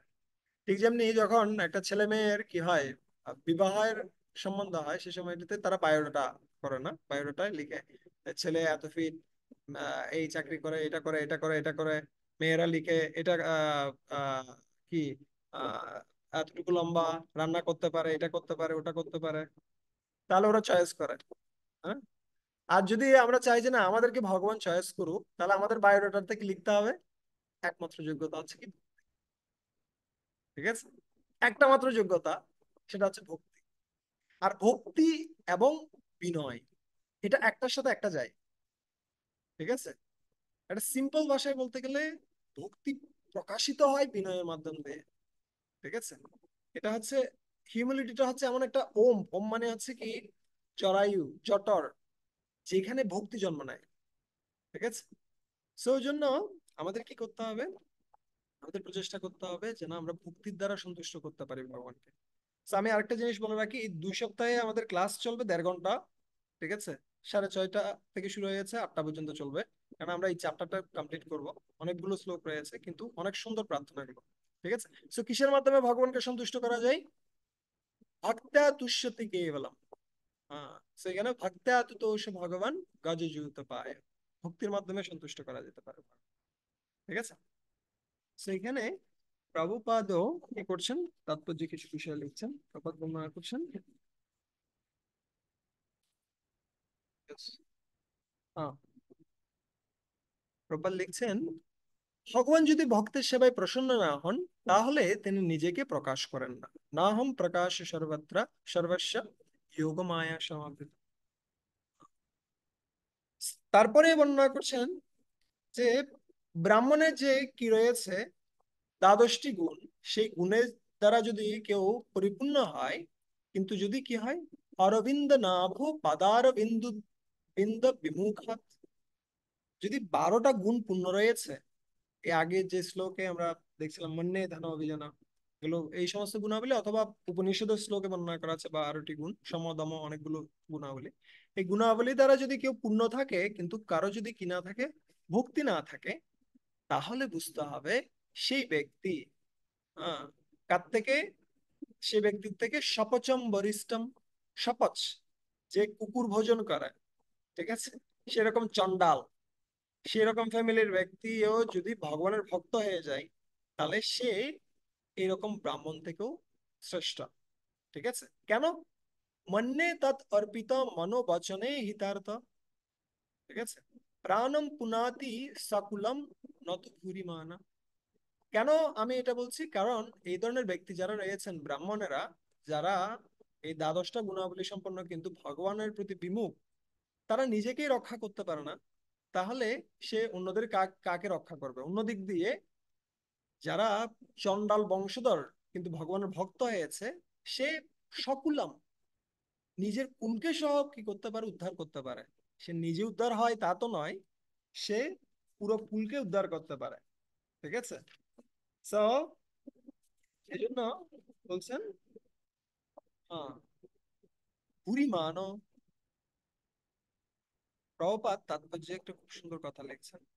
প্রভুপাদ লিখছেন যে মূর্খেরা বলতে পারে যে ভক্তেরা তাদের দায় দায়িত্ব এড়িয়ে পলায়নপর হয়েছে, কিন্তু প্রকৃতপক্ষে ভক্তেরাই তাদের পরিবারের যথার্থ উন্নতি সাধন করতে পারেন। ভগবত ভক্ত সবকিছুই ভগবানের সেবায় নিয়োগ করেন, এবং তাই তিনি সর্বদাই সর্বশ্রেষ্ঠ। সো অনেক ক্ষেত্রে অনেকে বলে থাকে ভক্তরা তাদের যে দায়িত্ব সেটা এড়িয়ে চলছে, কিন্তু না, প্রকৃতপক্ষে তারাই প্রকৃত দায়িত্বটা পালন করছে। সেটা হচ্ছে কি করা, সেটা হচ্ছে নরক থেকে উদ্ধার করা। পুত নামক নরক থেকে যিনি উদ্ধার করতে পারেন তার নাম হচ্ছে কি পুত্র। ঠিক আছে, সো সেই কার্যটা কি করছে, ভক্তি করার মাধ্যমে ভক্ত করছে। ঠিক আছে, সো অনেক ক্ষেত্রে আমাদের মধ্যে মনে হতে পারে এই বিষয়গুলো নিয়ে, কিন্তু প্রকৃত পুত্র হচ্ছে সেই পুত্র যে পুত্র তার পিতামাতাকে সংসার বন্ধন থেকে রক্ষা করতে পারে। ঠিক আছে, এস, তখন আহ প্রহ্লাদ মহারাজের এই কথা শ্রবণ করে কি করতে পারে, যে উম প্রহ্লাদ মহারাজ বলছেন যে আমি যে আপনাকে আপনার প্রতি প্রার্থনা নিবেদন করব সেটা আসলে আপনার জন্য নয়, আপনি নিজেতেই নিজে সন্তুষ্ট রয়েছেন, এটা আমার জন্য আমি প্রার্থনা করব। ঠিক আছে, কেউ যখন ভগবানকে কিছু নিবেদন করে সেটা ভগবানের কোনো প্রয়োজন নেই, কিন্তু সেটা অফার করার মাধ্যমে, নিবেদন করার মাধ্যমে যে ব্যক্তি নিবেদন করে তার লাভ হয়। ঠিক আছে, নৈবাত্মনো প্রভুরয়ম নিজ লাভ পুণ্য মানম জনাদ বিদুষ করুণো বৃণীতে যজ্জনো ভগবতে বিদধীতমানম তচ্চাত্মনে প্রতিমুখস্য যথা মুখশ্রী নৈবাত্মনো প্রভুরয়ম। আপনার এগুলো প্রয়োজন নেই, নিজ লাভ পুণ্য, আপনি নিজেতে নিজে সন্তুষ্ট। মানম জনাদ অবিদুষ করুণ বৃণীতে, যে সমস্ত সম্মানগুলো অথবা যে সমস্ত উপহার, যে সমস্ত পূজা অবিদুষ ব্যক্তিরা, যারা অজ্ঞানী মূর্খ ব্যক্তিরা আপনাকে প্রদান করছে, আমার মতো মূর্খ ব্যক্তিরা আমরা প্রদান করছি, সেগুলো আপনি করুণা পরায়ণ হয়ে গ্রহণ করছেন। ঠিক আছে, এটা আপনার কিছু প্রয়োজন নেই, কিন্তু আপনি আমাদেরকে করুণা করার জন্য কি করছেন, গ্রহণ করছেন। যজ্জনো ভগবতে বিদধীতমানম তচ্চাত্মনে প্রতিমুখস্য যথা মুখশ্রী। যা কিছু কোনো ব্যক্তি যেন ভগবতে বিদদিত মানব, যে সমস্ত উপহারগুলো, মানব মানে হচ্ছে যে সমস্ত উপহার পূজা যেগুলো কোনো একজন ব্যক্তি ভগবানকে নিবেদন করে, সেগুলো আসলে নিজের উপকারের জন্য। তচ্চাত্মনে প্রতিমুখস্য যথা মুখশ্রী, উদাহরণ দিচ্ছে ঠিক যেমনি আয়না। কোনো একজন ব্যক্তি যখন খুব সুন্দরভাবে নিজেকে সাজায়, আয়না এমনিতে সেজে যায়। ঠিক আছে, আয়নাকে আলাদাভাবে সাজাতে হয় না। এমন কি প্রয়োজন হয় যে না আয়নাতে লিপস্টিক দিতে হবে? না, লিপস্টিক এখানে দিয়েছে, ওখানে অটোমেটিক হয়ে গেছে। ঠিক একইভাবে যদি কেউ ভগবানকে সেবা করে, তাহলে ব্যক্তি এমনিতে সন্তুষ্ট হয়ে যায়। ঠিক আছে, কেন? ভগবানের ক্ষুদ্রাতি ক্ষুদ্র অংশ হচ্ছে জীব। ঠিক আছে, তাই যখন জীব ভগবানকে সন্তুষ্ট করে তখন সে এমনিতেই সন্তুষ্ট হয়। কিন্তু উল্টোটা যদি করে তাহলে কোনো লাভ নেই, উল্টো আয়নাটাই নষ্ট হয়ে যাবে। ধরেন আপনি একটা রসগোল্লা আপনি খেতে চাচ্ছেন, আয়নাকে খাওয়ালেন, হবে? হবে না। আপনি চাচ্ছেন লিপস্টিকটা আয়নাতে দিবেন, আপনি চাচ্ছেন তেলটা মাথায় না দিয়ে আপনি কোথায় দিবেন, আয়নাতে দিবেন, তাহলে আলটিমেটলি কি হবে, আয়নাটাই নষ্ট হবে, কোনো লাভ হবে না। ঠিক একইভাবে আমরা যা কিছু ভগবানকে নিবেদন করি সেটাতে ভগবানের কোনো প্রয়োজন নেই, এটা আমাদের লাভের জন্য আমরা ভগবানকে নিবেদন করি। ঠিক আছে, তাই আমাদের সবসময় এটা মাথায় রাখতে হবে, ভগবানের আমাদের গুণকীর্তনের কোনো প্রয়োজন নেই। ঠিক আছে, কিন্তু তিনি আমাদের গুণকীর্তনগুলো তিনি কেন গ্রহণ করেন, আমাদেরকে কৃপা করার জন্য। ঠিক আছে, সো প্রভুপাদ খুব সুন্দরভাবে তাৎপর্যে একটা দুটো কথা লিখছেন, আপনারা তাৎপর্য পড়তে পারেন। সো এখানে প্রভুপাদ লিখছেন খুব সুন্দরভাবে, Yes. হুম, ভগবান সর্বদাই যশস্বী, ভক্ত তার আহ তার ভক্ত যখন ভগবানের মহিমা কীর্তন করেন, তখন সেই ভক্তই মহিমান্বিত হন। ঠিক আছে। সো ভগবান এমনিতেই মহিমান্বিত, কিন্তু যখন আমরা ভগবানের কি করি, মহিমা কীর্তন করি, তখন ভগবান কি হন, সন্তুষ্ট হন, এবং তার মাধ্যমে আমরা নিজেরাও কি হই, সন্তুষ্ট হই। ঠিক আছে। তো এতক্ষণ ধরে উনি যা কিছু বলছিল সেগুলো হচ্ছে আমার কি কি অযোগ্যতা রয়েছে সেই বিষয়গুলো। এখন এই পর্যায়ে এসে প্রহ্লাদ মহারাজ বলছেন, আমার যা যা অযোগ্যতা রয়েছে ঠিক আছে, অনেক কিছুই অযোগ্য আমি অনেক দিক দিয়ে, কিন্তু আমার যতটুকু যোগ্যতা রয়েছে সেটা দিয়ে আমি তোমার গুণকীর্তন করবো। তস্মাদহম বিগত বিক্লবৈশ্বরস্য সর্বাত্মনা মহি গৃণামি যথা মনীষম नीचोजया गुणविसर्गमनुप्रविष्टः पूयेत येन हि पुमन् অনুবর্ণিতেন। তসমাৎ অহম, অতএব। অতএব কি?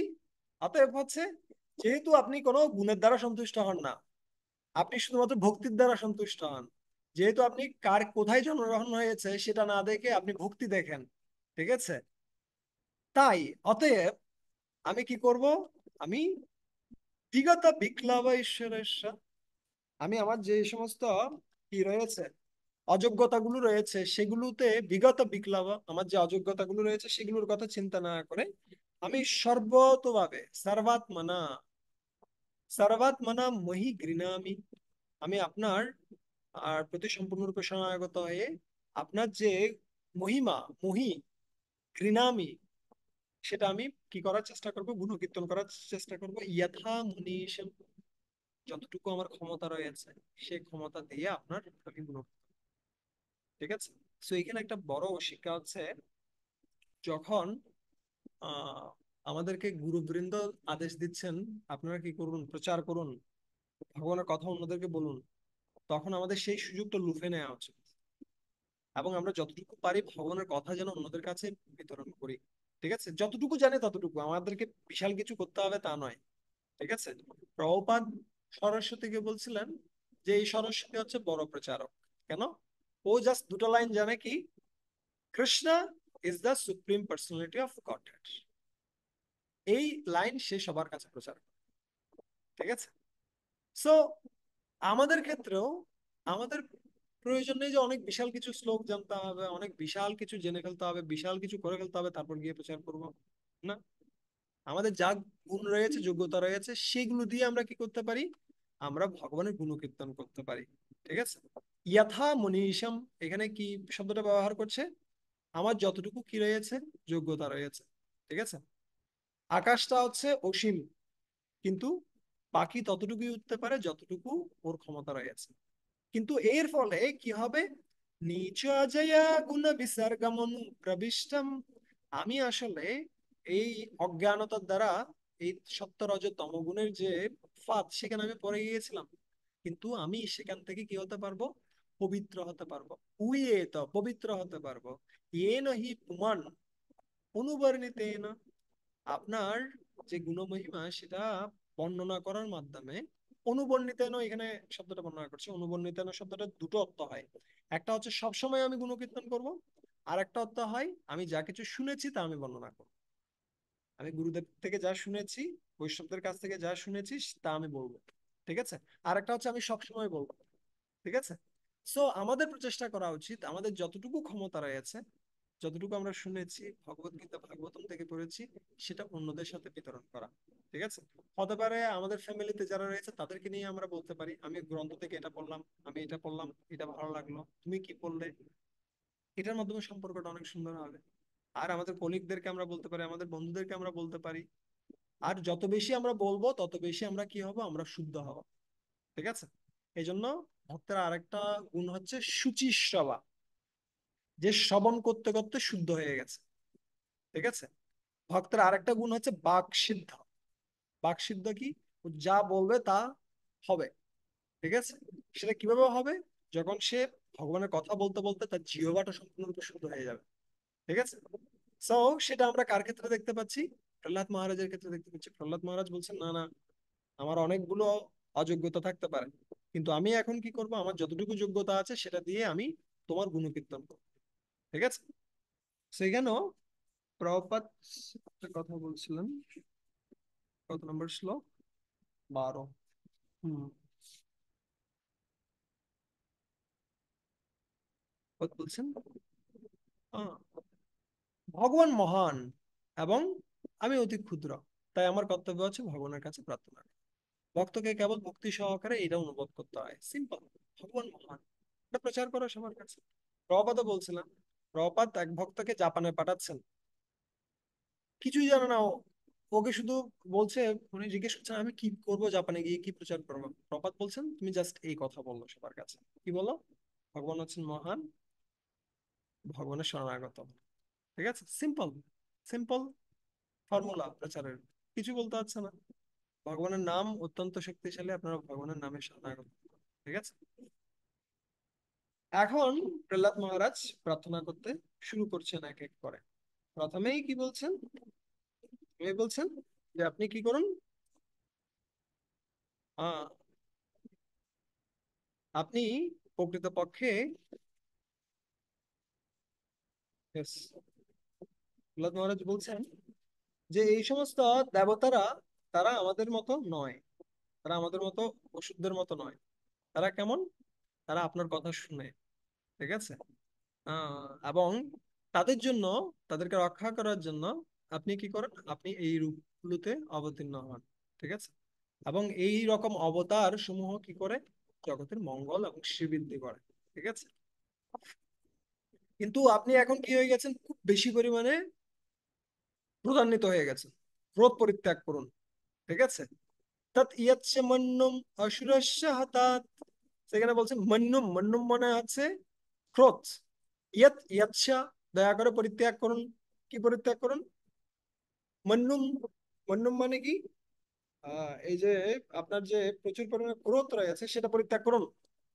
তো দেখুন, প্রহ্লাদ মহারাজ ভগবানকে ইনস্ট্রাকশন দিচ্ছে। ঠিক আছে, সব ভক্ত ভক্তির মাধ্যমে এত বেশি শক্তিশালী হতে পারে, সে ভগবানকেও নিয়ন্ত্রণ করতে পারে। ঠিক আছে, প্রহ্লাদ মহারাজ বলছেন আপনি ভক্তদের রক্ষা করার জন্য, এই দেবতাদেরকে রক্ষা করার জন্য আপনি আবির্ভূত হয়েছেন, কিন্তু আপনি এমন ভাবে রেগে আছেন, ওরা এখনো ভয়ে আছে। এরা আগে ভয়ে ছিল কার, হিরণ্যকশিপুর।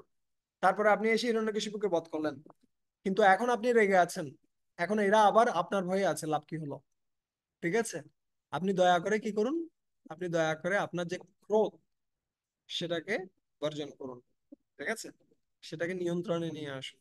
ঠিক আছে, সো একটা হচ্ছে অ্যাঙ্গার আর একটা হচ্ছে ডেঞ্জার। এই দুটো শব্দের মধ্যে পার্থক্য কি রয়েছে, জাস্ট একটা ডি এর পার্থক্য। ঠিক আছে, অ্যাঙ্গারের সামনে যখন ডি চলে আসবে সেটা কি হয়ে যাবে, ডেঞ্জার হয়ে যাবে। ঠিক আছে, সো আপ আমাদের কি করা উচিত, আমাদের বিভিন্ন সময় হতে পারে আমরা বিভিন্ন পরিস্থিতিতে ক্রোধান্বিত হচ্ছে পরিস্থিতির জন্য, কিন্তু ক্রোধকে যেন আমরা নিয়ন্ত্রণ করি, ক্রোধ যেন আমাদেরকে নিয়ন্ত্রণ না করে। ঠিক আছে, যদি ক্রোধ আমাদেরকে নিয়ন্ত্রণ করে তাহলে খুব খারাপ একটা পরিস্থিতি হতে পারে। ঠিক আছে, এবং যখনই ক্রোধ করছি, সেটা ভালো কারণে হোক খারাপ কারণে হোক, আমাদের অনুশোচনা করা উচিত। মনে করছে ক্রোধ করার ফলে মানুষের পুরো দেহটা অপবিত্র হয়ে যায়, সাথে সাথে স্নান করা উচিত, এটাও বর্ণনা করছে কেউ যদি ক্রোধান্বিত হয়। অনেক সময় আমরা বলি প্রহ্লাদ কে হনুমান ক্রোধ করেছিলেন, কিন্তু হনুমান যখন ক্রোধ করছে সেটা ভগবানের সেবায় ইউজ করেছেন, কিন্তু তারপরেও তিনি কি করছেন, অনুশোচনা করছেন যে আমি এটা কি করলাম। যদি এই অগ্নিতে সীতামাতাও পুড়ে যেত তাহলে কি হতো। সো মাথায় রাখতে হবে, ক্রোধ মানে এর পরিণামটা সবসময় খারাপ, সবসময় খারাপ। কিন্তু কোনো কোনো কারণে লিডারদের কিছু কিছু সময় ক্রোধ ব্যবহার করতে হতে পারে, কিন্তু সেটাও খুব সাবধানে ব্যবহার করতে হবে। ম্যাচিউর ডিভোটি না হলে ক্রোধ ব্যবহার করতে গিয়ে আমরা নিজেরা ক্রোধের কবলে পড়ে যেতে পারি। ঠিক আছে, সেই জন্য কি করছেন, ভগবানকে বলছেন আপনি কি করুন, আপনি ক্রোধ পরিত্যাগ করুন। ঠিক আছে, আর আপনি যে ক্রোধ করছেন, এই রূপটা যে আপনি দেখাচ্ছেন, সেটাতে অন্যরা ভয় পেল, আমি এটাতে ভয় পাই না। ঠিক আছে, না হম বিভেমি অজিত, তে অতি ভয়ানকস্য।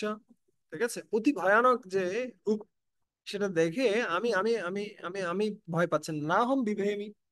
ঠিক আছে, শুরু করছি কি দিয়ে, দেখেন, আহ না হম বিভেমি, আমি ভয় পাই না। এটা এইভাবে বলতে পারতো, অহম না বিভেমি, না এরকম বলছেন না হম বিভেমি, আমি ভয় পাই না। আপনার যে রূপ, এরকম ভয়ানক রূপ, জিহ্বা অর্ক নেত্র ভ্রুকুটির অবশ্য অগ্রদংষ্টাৎ, ঠিক আছে, রবশ, প্রবল, প্রবল উগ্রদংষ্টাৎ, ঠিক আছে। সো এইটা দেখে আমি ভয় পাই না। আর কি রয়েছে, অন্তঃসজ, সজ মানে হচ্ছে মালা, ঠিক আছে, কিসের মালা, আন্ত্র, আন্ত্র মানে হচ্ছে কি নারী ভুঁড়ি আকার, এই যে উম হিরণ্যকশিপুর যে নারী ভুঁড়ি গুলো রয়েছে সেগুলো বের করে সেগুলো দিয়ে মালা তৈরি করেছেন ভগবান ঈশ্বরদেব, ঠিক আছে। আর শতজ কেশর শঙ্কুকর্ণ, শতজ মানে হচ্ছে কি রক্ত, রক্তের দ্বারা কি হয়ে গেছে, কেশর গুলো সম্পূর্ণরূপে রঙিন হয়ে গেছে। আর এই ধরনের যে আপনার কি গর্জন, যে গর্জনের দ্বারা বিশাল বিশাল হাতিগুলো রয়েছে তারা কি হয়ে যাচ্ছে, সেগুলো দ্বারা আমি কি হই না, আমি এগুলোর দ্বারা ভয়ভীত হই না, ঠিক আছে। সো এখানে প্রভুপাদ বলছেন যে কেন প্রহ্লাদ মহারাজ ভয় পাচ্ছেন না, যেখানে সবাই ভয় পাচ্ছে। তো এখানে প্রহ্লাদ মহারাজ বলছেন কি, প্রভুপাদ ব্যাখ্যা করছেন যে সিংহ অন্য পশুদের কাছে ভয়ানক হতে পারে, ঠিক আছে, সে অন্য পশুদের কাছে ভয়ানক হতে পারে, কিন্তু কার জন্য ভয়ানক নয়, তো তার শাবকের কাছে একটুকুও ভয়ানক নয়, ঠিক আছে। সো আরেকটা উদাহরণ দিচ্ছে কিসের, আরেকটা উদাহরণ দিচ্ছে যখন বন্যা হয়, ঠিক আছে, সে বন্যাতে বিশাল বিশাল হাতি যারা রয়েছে সেগুলো কি হয়ে যায়, সেগুলো ধসে যায়, সেগুলো বন্যার দ্বারা মারা যায়। কিন্তু একটা ছোট পুঁটি মাছ, সে বন্যার জলের অপোজিটে দৌড়ায় অনেক সময় দেখবে, ঠিক আছে, দ্রুত গতিতে বন্যার জল আসে কিন্তু তার অপোজিটেও সাঁতার কাটতে পারে। কেন? কারণ সে নদীর আশ্রয় গ্রহণ করেছে, ঠিক আছে। সো এখানে যেহেতু প্রহ্লাদ মহারাজ ভগবানের আশ্রয় গ্রহণ করেছেন, তাই তার কাছে এটা ভয়ানক নয়। কিন্তু যেহেতু হিরণ্যকশিপুর মতো হাতি, সে কার আশ্রয় গ্রহণ করেনি, নৃসিংহদেবের আশ্রয় গ্রহণ করেনি, তাই সেটা তার জন্য মৃত্যু, ঠিক আছে। সো এই জন্য এখানে ব্যাখ্যা করছেন যে আমি এগুলোতে ভয় পাচ্ছি না, আপনার এই যে রূপ, বিশাল উগ্র রূপ, সেটাতে আমি আমি ভয় পাচ্ছি না। কিন্তু আমি কিসে ভয় পাই, আমি ভয় পাই তস্ত্রস্ম্যহম কৃপণ বৎসল দুঃসহ উগ্র সংসার চক্র কদনাৎ গ্রসতম প্রণীতঃ বদ্ধো সকর্ম ভীরুষোত্তমো ত্র্যঙ্ঘ্রিমূলম প্রীতো অপবর্গ শরণম ক্রিয়সে কদানু। কি বলছেন, ত্রস্ত অস্ম্যহম, আমি খুব ভীত, কিসের দ্বারা, কৃপণ বৎসল দুঃসহ উগ্র, আমি এই যে আমি যে ব্যক্তি আহ, খুব কৃপণ, খুব অধঃপতিত, তার প্রতি আপনি যে করুণা পরায়ণ কৃপণ বৎসল, হে ভগবান, আমি খুব বেশি পরিমাণে ভয় পাচ্ছি দুঃসহ উগ্র সংসার চক্র কদনাৎ গ্রসতাম প্রণীতা, এই যে গ্রাসকারী যে সংসার চক্র মায়া, সেটাকে আমি ভয় পাচ্ছি। কৃপা করে আপনার শ্রী চরণ মূলে আমাকে টেনে নিন, আমাকে আপনি গ্রহণ করুন, ঠিক আছে, আমার আপনার সাহায্যের প্রয়োজন, ঠিক আছে। সো ভক্ত সে সবসময় ফিল করবে যে আমি যথেষ্ট পরিমাণে যোগ্যতা সম্পন্ন নই, হে ভগবান, হে ভক্তগণ, আমার কোনো যোগ্যতা নেই যে আমি কি করব, আমি এই সংসার চক্র থেকে মুক্ত হব নিজের প্রচেষ্টায়, একমাত্র আপনাদের কৃপা দ্বারা আমি কি হতে পারি, মুক্ত হতে পারি। একবার শিলা প্রভুপাদ তিনি কি করছিলেন, শিলা প্রভুপাদ কে জিজ্ঞেস করছিলেন, মানে এক প্যান্ডেল প্রোগ্রামে সবাই প্রভুপাদকে প্রণাম করছে, ঠিক আছে। তো তখন তমাল কৃষ্ণ মহারাজকে প্রভুপাদ জিজ্ঞেস করছে যে বলতো কেন সবাই আমাকে প্রণাম করছে। তখন প্রভুপাদ বলছেন, আহ তমাল কৃষ্ণ মহারাজ বলছেন না আমি আমি জানি না, প্রভুপাদ আপনি বলুন। তখন প্রভুপাদ বলছেন আমি কামকে জয় করেছি, ঠিক আছে, মায়া আমাকে কিছুই করতে পারে না।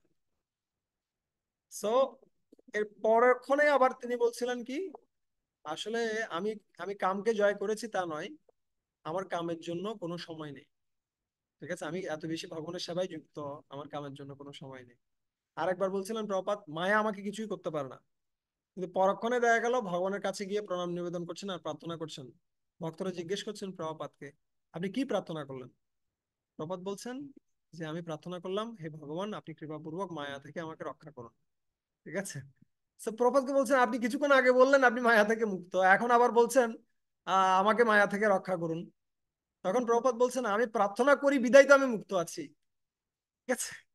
সো আমরা যে হারে প্রার্থনা করব এবং ভগবানের শরণাগত থাকবো, সে হারে আমরা মুক্ত। আর যখনই আমরা মনে করবো যে আমরা বিশাল কিছু হয়ে গেছি, দেখেন প্রহ্লাদ মহারাজের মতো একজন ব্যক্তি যার জন্য ভগবান স্বয়ং আবির্ভূত হয়েছেন, সেই ব্যক্তি বলছেন আমি ভয় পাই, মায়াকে ভয় পাই, আমি এই সংসার চক্রকে ভয় পাই। ঠিক আছে। এটা হচ্ছে ভক্তের বিনয়। ঠিক আছে। আমার আপনার কিসের প্রয়োজন রয়েছে? আপনার সাহায্যের প্রয়োজন রয়েছে। ঠিক আছে। সেইভাবে কি করছেন, প্রার্থনা নিবেদন করছেন ভগবানের কাছে। তারপরে বর্ণনা করছেন, यस्मत् प्रिय प्रिय वियोग संयोग जन्म शोकाग्निना सकल जोनिषु दह्यमानः दुःखौषधं तदपि दुःखमतद्दियाहं भूमन् भ्रमामि वद मे तव दर्श योगम। তখন ভগবান বলছে ঠিক আছে, আমার তুমি শরণ গ্রহণ করবে। তুমি তো এই জগতে যা কিছু রয়েছে তা ভোগ করতে পারো, তোমার বাবার বড় বড় সম্পত্তি রয়েছে, সেগুলো ভোগ করতে পারো, সেখানে আনন্দে থাকতে পারো। ঠিক আছে।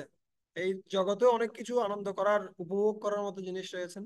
তখন ভগবান কে কে প্রহ্লাদ মহারাজ বলছেন, আরে না ভগবান, প্রিয় অপ্রিয় যা যা কিছু রয়েছে, কখনো প্রিয় বস্তুর সংযোগের ফলে আমরা আনন্দিত হই, অথবা অপ্রিয় বস্তুর বিয়োগের ফলে আমরা আনন্দিত হই, অথবা উল্টোটা হয়, প্রিয় বিষয়ের যখন বিয়োগ হয় অথবা অপ্রিয় বিষয়ের যখন সংযোগ হয়, তখন আমরা কি হই, আমরা আনন্দিত হই। ঠিক আছে। আর দুঃখিত হই, একদিকে আনন্দিত একদিকে দুঃখিত হই। কিন্তু এগুলো ক্ষণস্থায়ী, যে কোনো মুহূর্তে পরিবর্তিত হতে পারে। ঠিক যেমনি আমার বাবা বিশাল একজন ব্যক্তি ছিল, মুহূর্তের মধ্যে চলে গেছে, যে কোনো মুহূর্তে যে কোনো কিছু করতে পারে। এখানে যা কিছু রয়েছে বলছে দুঃখ ঔষধম তদপি দুঃখম অর্থাৎ দিয়াহম। ঠিক আছে। এখানে দুঃখের যে প্রতিকার, সেটাও একটা বড় দুঃখ। ঠিক আছে। দুঃখ ঔষধম তদপি দুঃখম অর্থাৎ দিয়াহম। ঠিক আছে। কেমন? যেমন ধরুন, বর্ণনা করছে এই জড়জগতের যে সুখ, সেটা হচ্ছে কোটি টাকা ব্যয় করে একটা লজেন্স কেনার মতো। ধরুন আপনি একটা লজেন্স নিচ্ছেন, কিন্তু আপনাকে কোটি টাকা ব্যয় করতে হচ্ছে। সেরকম হচ্ছে এই জড়জগতের সুখগুলো। আপনি অনেক কষ্ট করার পরে সামান্য সময়ের জন্য সুখ পাবেন, কিন্তু তার পরক্ষণেই আবার দুঃখ শুরু হয়ে যাবে। ঠিক আছে। এই জড়জগতে সবকিছুই যেমনি, যারা পড়াশোনা করছে ওরা চিন্তা করে যে না, এসএসসি তে পাস করলেই হয়ে গেল, পাস করার পরে একদিন দুদিন, তারপরে আবার শুরু হয়ে গেল, আবার এটা শেষ হবে, আবার মনে হচ্ছে চাকরিটা পেলে শান্তি। চাকরি পাওয়ার পরে এক সপ্তাহ মানুষ রিল্যাক্স থাকে মোটামুটি, তারপর যখন প্রজেক্ট এসে গেল আবার শুরু। মনে করছে বিবাহ হলেই শান্তি, এক সপ্তাহ দুই সপ্তাহ এক মাস শান্তি, তারপর আবার শুরু হয়ে গেল ঘটনা। সো সুখের সময়টা থাকে খুব অল্প, আর সুখটাকে প্রাপ্ত হতে গেলেও অনেক দুঃখ, সুখটাকে রক্ষা করতে গেলেও অনেক দুঃখ। ঠিক আছে। এই জন্য বলছে দুঃখ ঔষধম তদপি দুঃখম অর্থাৎ দিয়া। এভাবে আমি কি পাচ্ছি, আমি কষ্ট পাচ্ছি। ঠিক আছে। তাই আমাকে কি করুন, কৃপাপূর্বক হে ভগবান আপনি রক্ষা করুন, আপনি ছাড়া অন্য কেউ রক্ষা করতে পারে না। ঠিক আছে। এই জন্য ভগবানকে আহ কে বলছেন, আপনি ছাড়া,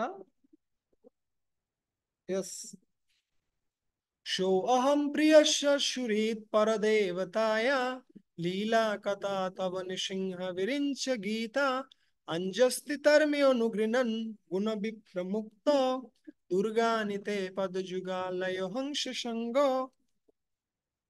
আপনি হচ্ছেন আমাদের প্রিয় সুহৃদ, আপনি হচ্ছেন পরম দেবতা।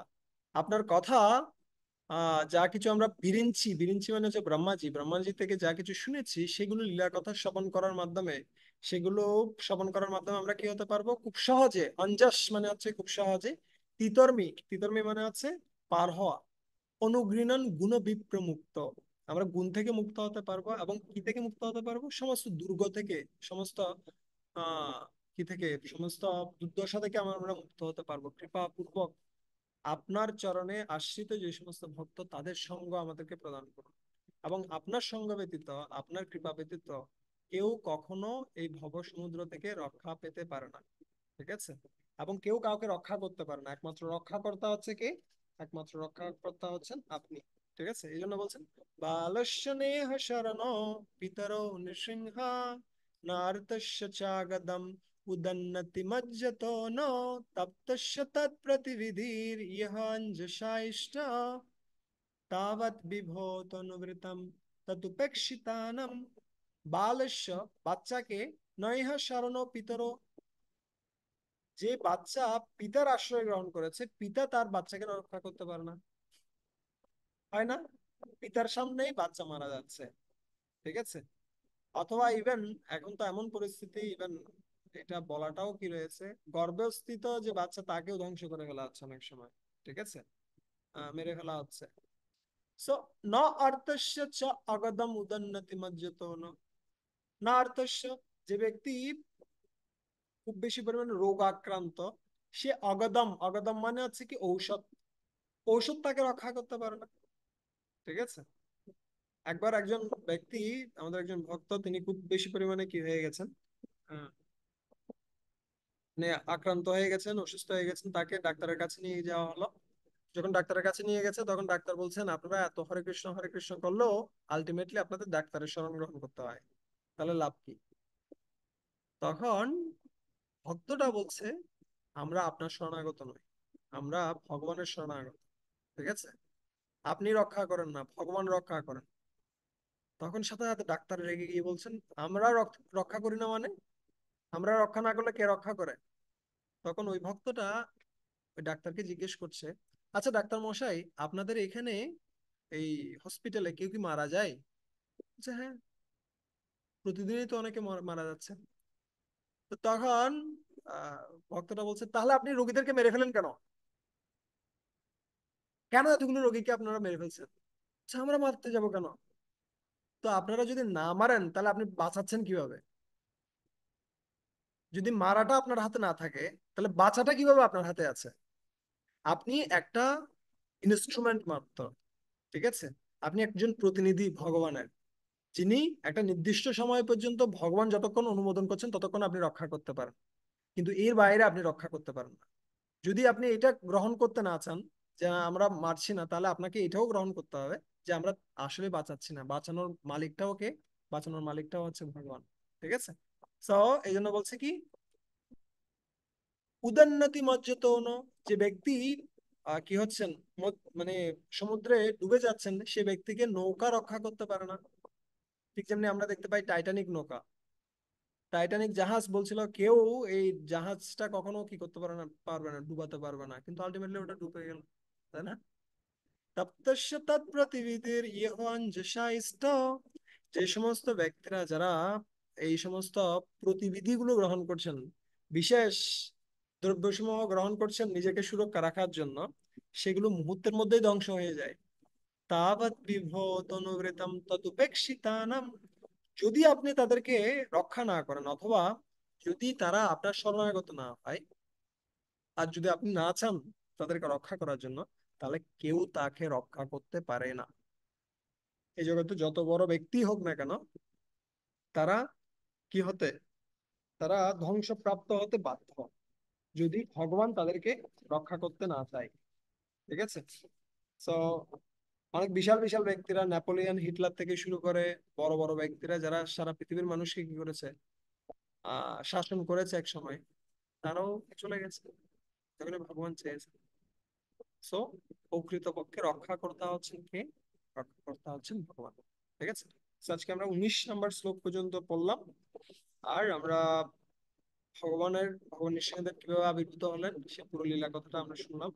আমরা আগামী দিন 20 নম্বর শ্লোক থেকে শুরু করে পুরো চ্যাপ্টারটার যে সমস্ত শ্লোকগুলো রয়েছে, 50 নম্বর শ্লোক পর্যন্ত প্রার্থনা রয়েছে, প্রার্থনাগুলো আমরা দেখব।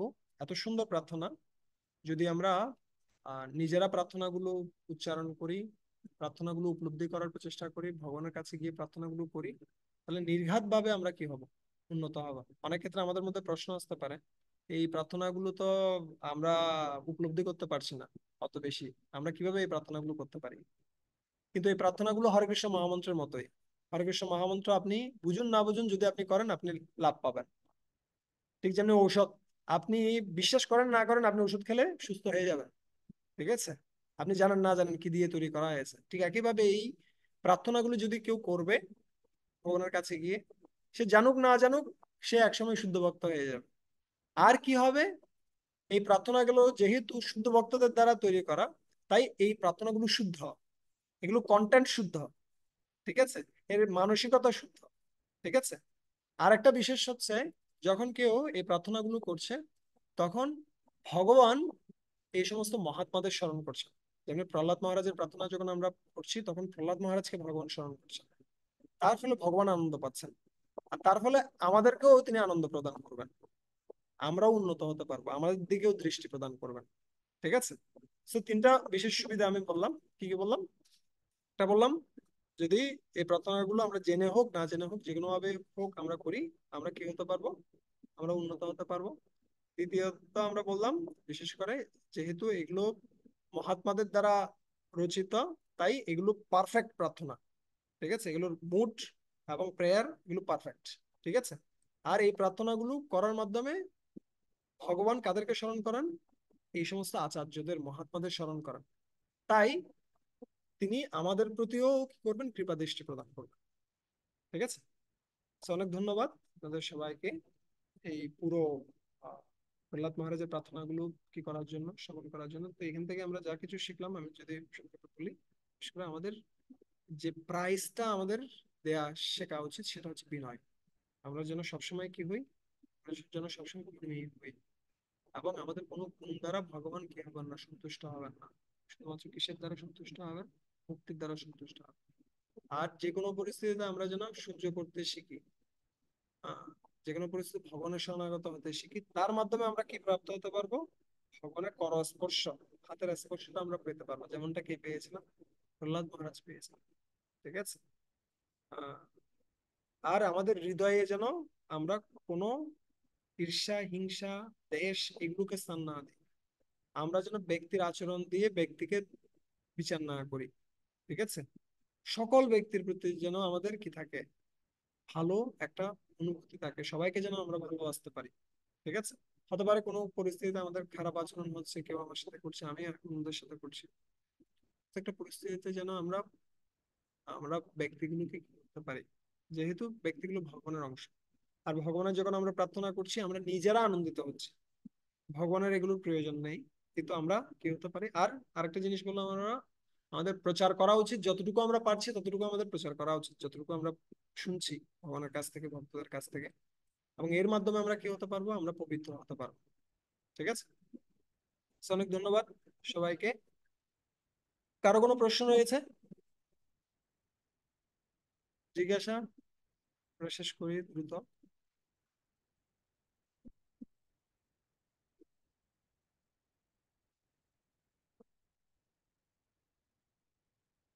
নেই। সজল প্রভু আপনি কিছু বলবেন? সজল স্যার, উপলব্ধি। প্রভু হরে কৃষ্ণ। হরে কৃষ্ণ। আহ, ধন্যবাদ, প্রণাম প্রভু। হ্যাঁ হ্যাঁ, আমার কোনো ইয়ে নাই আজকে আসলে প্রভু, আমি একটু ব্যস্ত মানে ছিলেন। একটু এখন আসলে একটু ব্যস্তই থাকি। একটু পরে জয়েন করছি, মাঝখানে আমার আবার একটা ডিপার্টমেন্টের কলিগ কল দিয়েছিল, আমি আসলে একটু মানে ক্লাসে একটু ইয়ে ছিলাম, ইরেগুলার ছিলাম। তো আমি এমনি কোনো মন্তব্য করতে যাচ্ছি না প্রভু। তো অল্প একটু শুনেছিলাম, তো আমি আসলে আর কিছু না বলি আর কি প্রভু আজকে, বা কোনো কোশ্চেনও আসলে ওইভাবে আমি তৈরি করতে পারিনি। ঠিক আছে, ঠিক আছে, ঠিক আছে। ক্ষমা সুন্দর দৃষ্টিতে দেখবেন প্রভু। ওকে, হুম, ঠিক আছে। হুম। হরে বিধান কৃষ্ণ প্রভু প্রভু। আপনি কিছু বলবেন? কিছু ভালো লাগেছে? হরে কৃষ্ণ, কৃষ্ণ কৃষ্ণ কৃষ্ণ কৃষ্ণ কৃষ্ণ কৃষ্ণ কৃষ্ণ কৃষ্ণ। মানে দুটো আইডিয়া আছে মনে হয়। হরে কৃষ্ণ, কৃষ্ণ কৃষ্ণ কৃষ্ণ কৃষ্ণ। মানে দুটো আইডিয়া একসাথে আছে, একটা বন্ধ করতে হবে।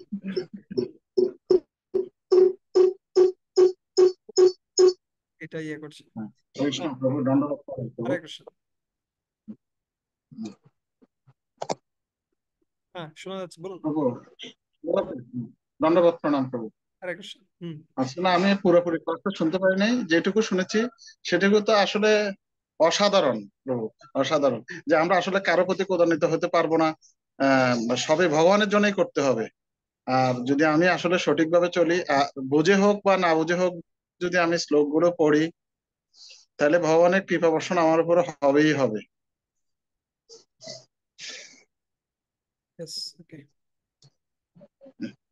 হৃদয় প্রভু হাত ঠিক আছে তুলেছেন। প্রভু, কৃষ্ণ। হরে কৃষ্ণ প্রভু, আপনার আজকের ক্লাসটা আসলে অনেক খুবই মাহাত্ম্যপূর্ণ, তাৎপর্যপূর্ণ। আমরা মানে এই লীলাগুলো নৃসিংহদেবের অনেকবার শুনেছি, তো আজকে প্রত্যেকটার যে প্রতীকী তাৎপর্য ওগুলো খুব ভালোভাবে উপলব্ধি হয়েছে। তো আমার অনেক কিছুই ভালো লেগেছে, তার মধ্যে সবচেয়ে ভালো লেগেছে আপনি বিনয়ের 4টা পয়েন্ট বলেছিলেন। তো সেক্ষেত্রে আমার বেশি ভালো লেগেছে হৃদয়ের যে বিনয়ের কথা আপনি বলেছেন, যে আমরা ইতিপূর্বে অনেক খারাপ কাজ করতে পারি, অনেকজনের সাথে খারাপ আচরণ করতে পারি, খারাপ কথা বলতে পারি, আহ, কিন্তু সেটার জন্য অনুশোচনা হওয়া বা অনুতপ্ত হওয়া, তো এটা আমার খুব ভালো লেগেছে। তো প্রভু আপনার কাছে প্রার্থনা করব যাতে এই আ- আমাদের যে অনুশোচনাটা আসতেছে না কেন, সেটার জন্য আমাদের একটু অনুশোচনা হয় যে এটা আমার আসতেছে না। মানে আমার মনে হচ্ছে যে এই অনুশোচনাটা আসলে আমি পিউরিফাইড হইতে পারবো, কিন্তু আমি সেটা আনতে পারতেছি না। তো সেটার জন্য প্রভু আসলে আমি আপনার কাছে প্রার্থনা করছি যাতে সেটা আমার আসে। ওকে, ধন্যবাদ। নিমাই প্রভু কিছু বলবে? হরে কৃষ্ণ প্রভু। প্রভু আমি আমার কি মোবাইলের প্রবলেম নাকি জানি না, আমি অনেক কিছু শুনি নাই, কম শুনছি। সাউন্ড একবার বাড়ছে একবার কমছে। তারপরেও প্রভু ওই যে আমার একটা জিনিস ভালো লাগলো যে ভগবানের কোনো কিছুর দরকার নাই। যা কিছু আমরা ভগবানের জন্য করি এটা আমাদের নিজেদের জন্যই করি। তো এই জিনিসটা আগে জানতাম না, আজকে জানলাম, খুব ভালো লাগলো যে আমরা আসলে তো তাই। কারণ সবই তো ভগবানের, আমরা যা কিছু করি এগুলো তো সব ভগবানের, ভগবানের তার লাগতেছে না, কিন্তু আমরা যা করি আমাদের জন্য লাগে। আর এমনি সবগুলাই আমার অনেকগুলা হয়তো কিছু শুনছিলাম, ওগুলা এই যে হৃদয় প্রভু বললো ওইগুলাও আমার ওইটা মনে পড়লো। আর কিছু অজানা ছিল ওইটাও জানতে পারলাম, খুব ভালো লাগলো প্রভু। তো প্রভু আমি একটু বলতে চাই যে ক্লাসটা আর একটু পরে হইলে ভালো হয়, কারণ এখন তো ওই 6:30 পর্যন্ত, তো 6:30 প্রায় 25-এর দিকে সূর্য ডুবে। তো আমার একটু দেরি হয়ে যায় যে তুলসী পদক্ষিণ নৃসিংহদেব পদক্ষিণ এগুলো করতে আপনি একটু দেরি হয়ে দরকার যায়। হলে এই দিনটাতে এগুলো পরে করবেন, ক্লাসের পরে করেন অথবা সংক্ষেপে করবেন। কেননা আসলে আমি যদি করতে যাই তাহলে আমার ঘুমটা, মানে আমার টাইমিং এ ফুল কি হয়ে যাবে, আপনাদের সাথে আধা ঘন্টা আমাদের ডিফারেন্স তো। এখানে দেখা যাবে আমি যদি ওটা করতে যাই, আমার ফুল শিডিউল, এখানে আশ্রমের শিডিউল আমাকে চলতে হচ্ছে, ওই শিডিউলটা কি হয়ে যাচ্ছে, ওই কারণে কি না হচ্ছে।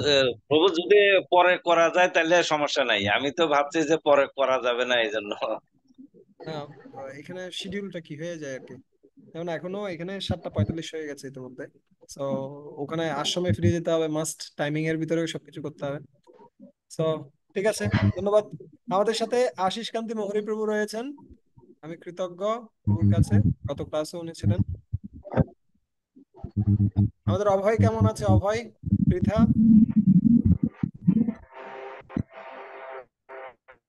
হরে কৃষ্ণ।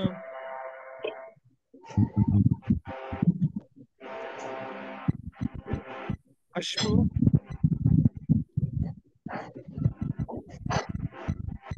চাঁদ অভয় আর পৃথা চাঁদ কেমন আছে?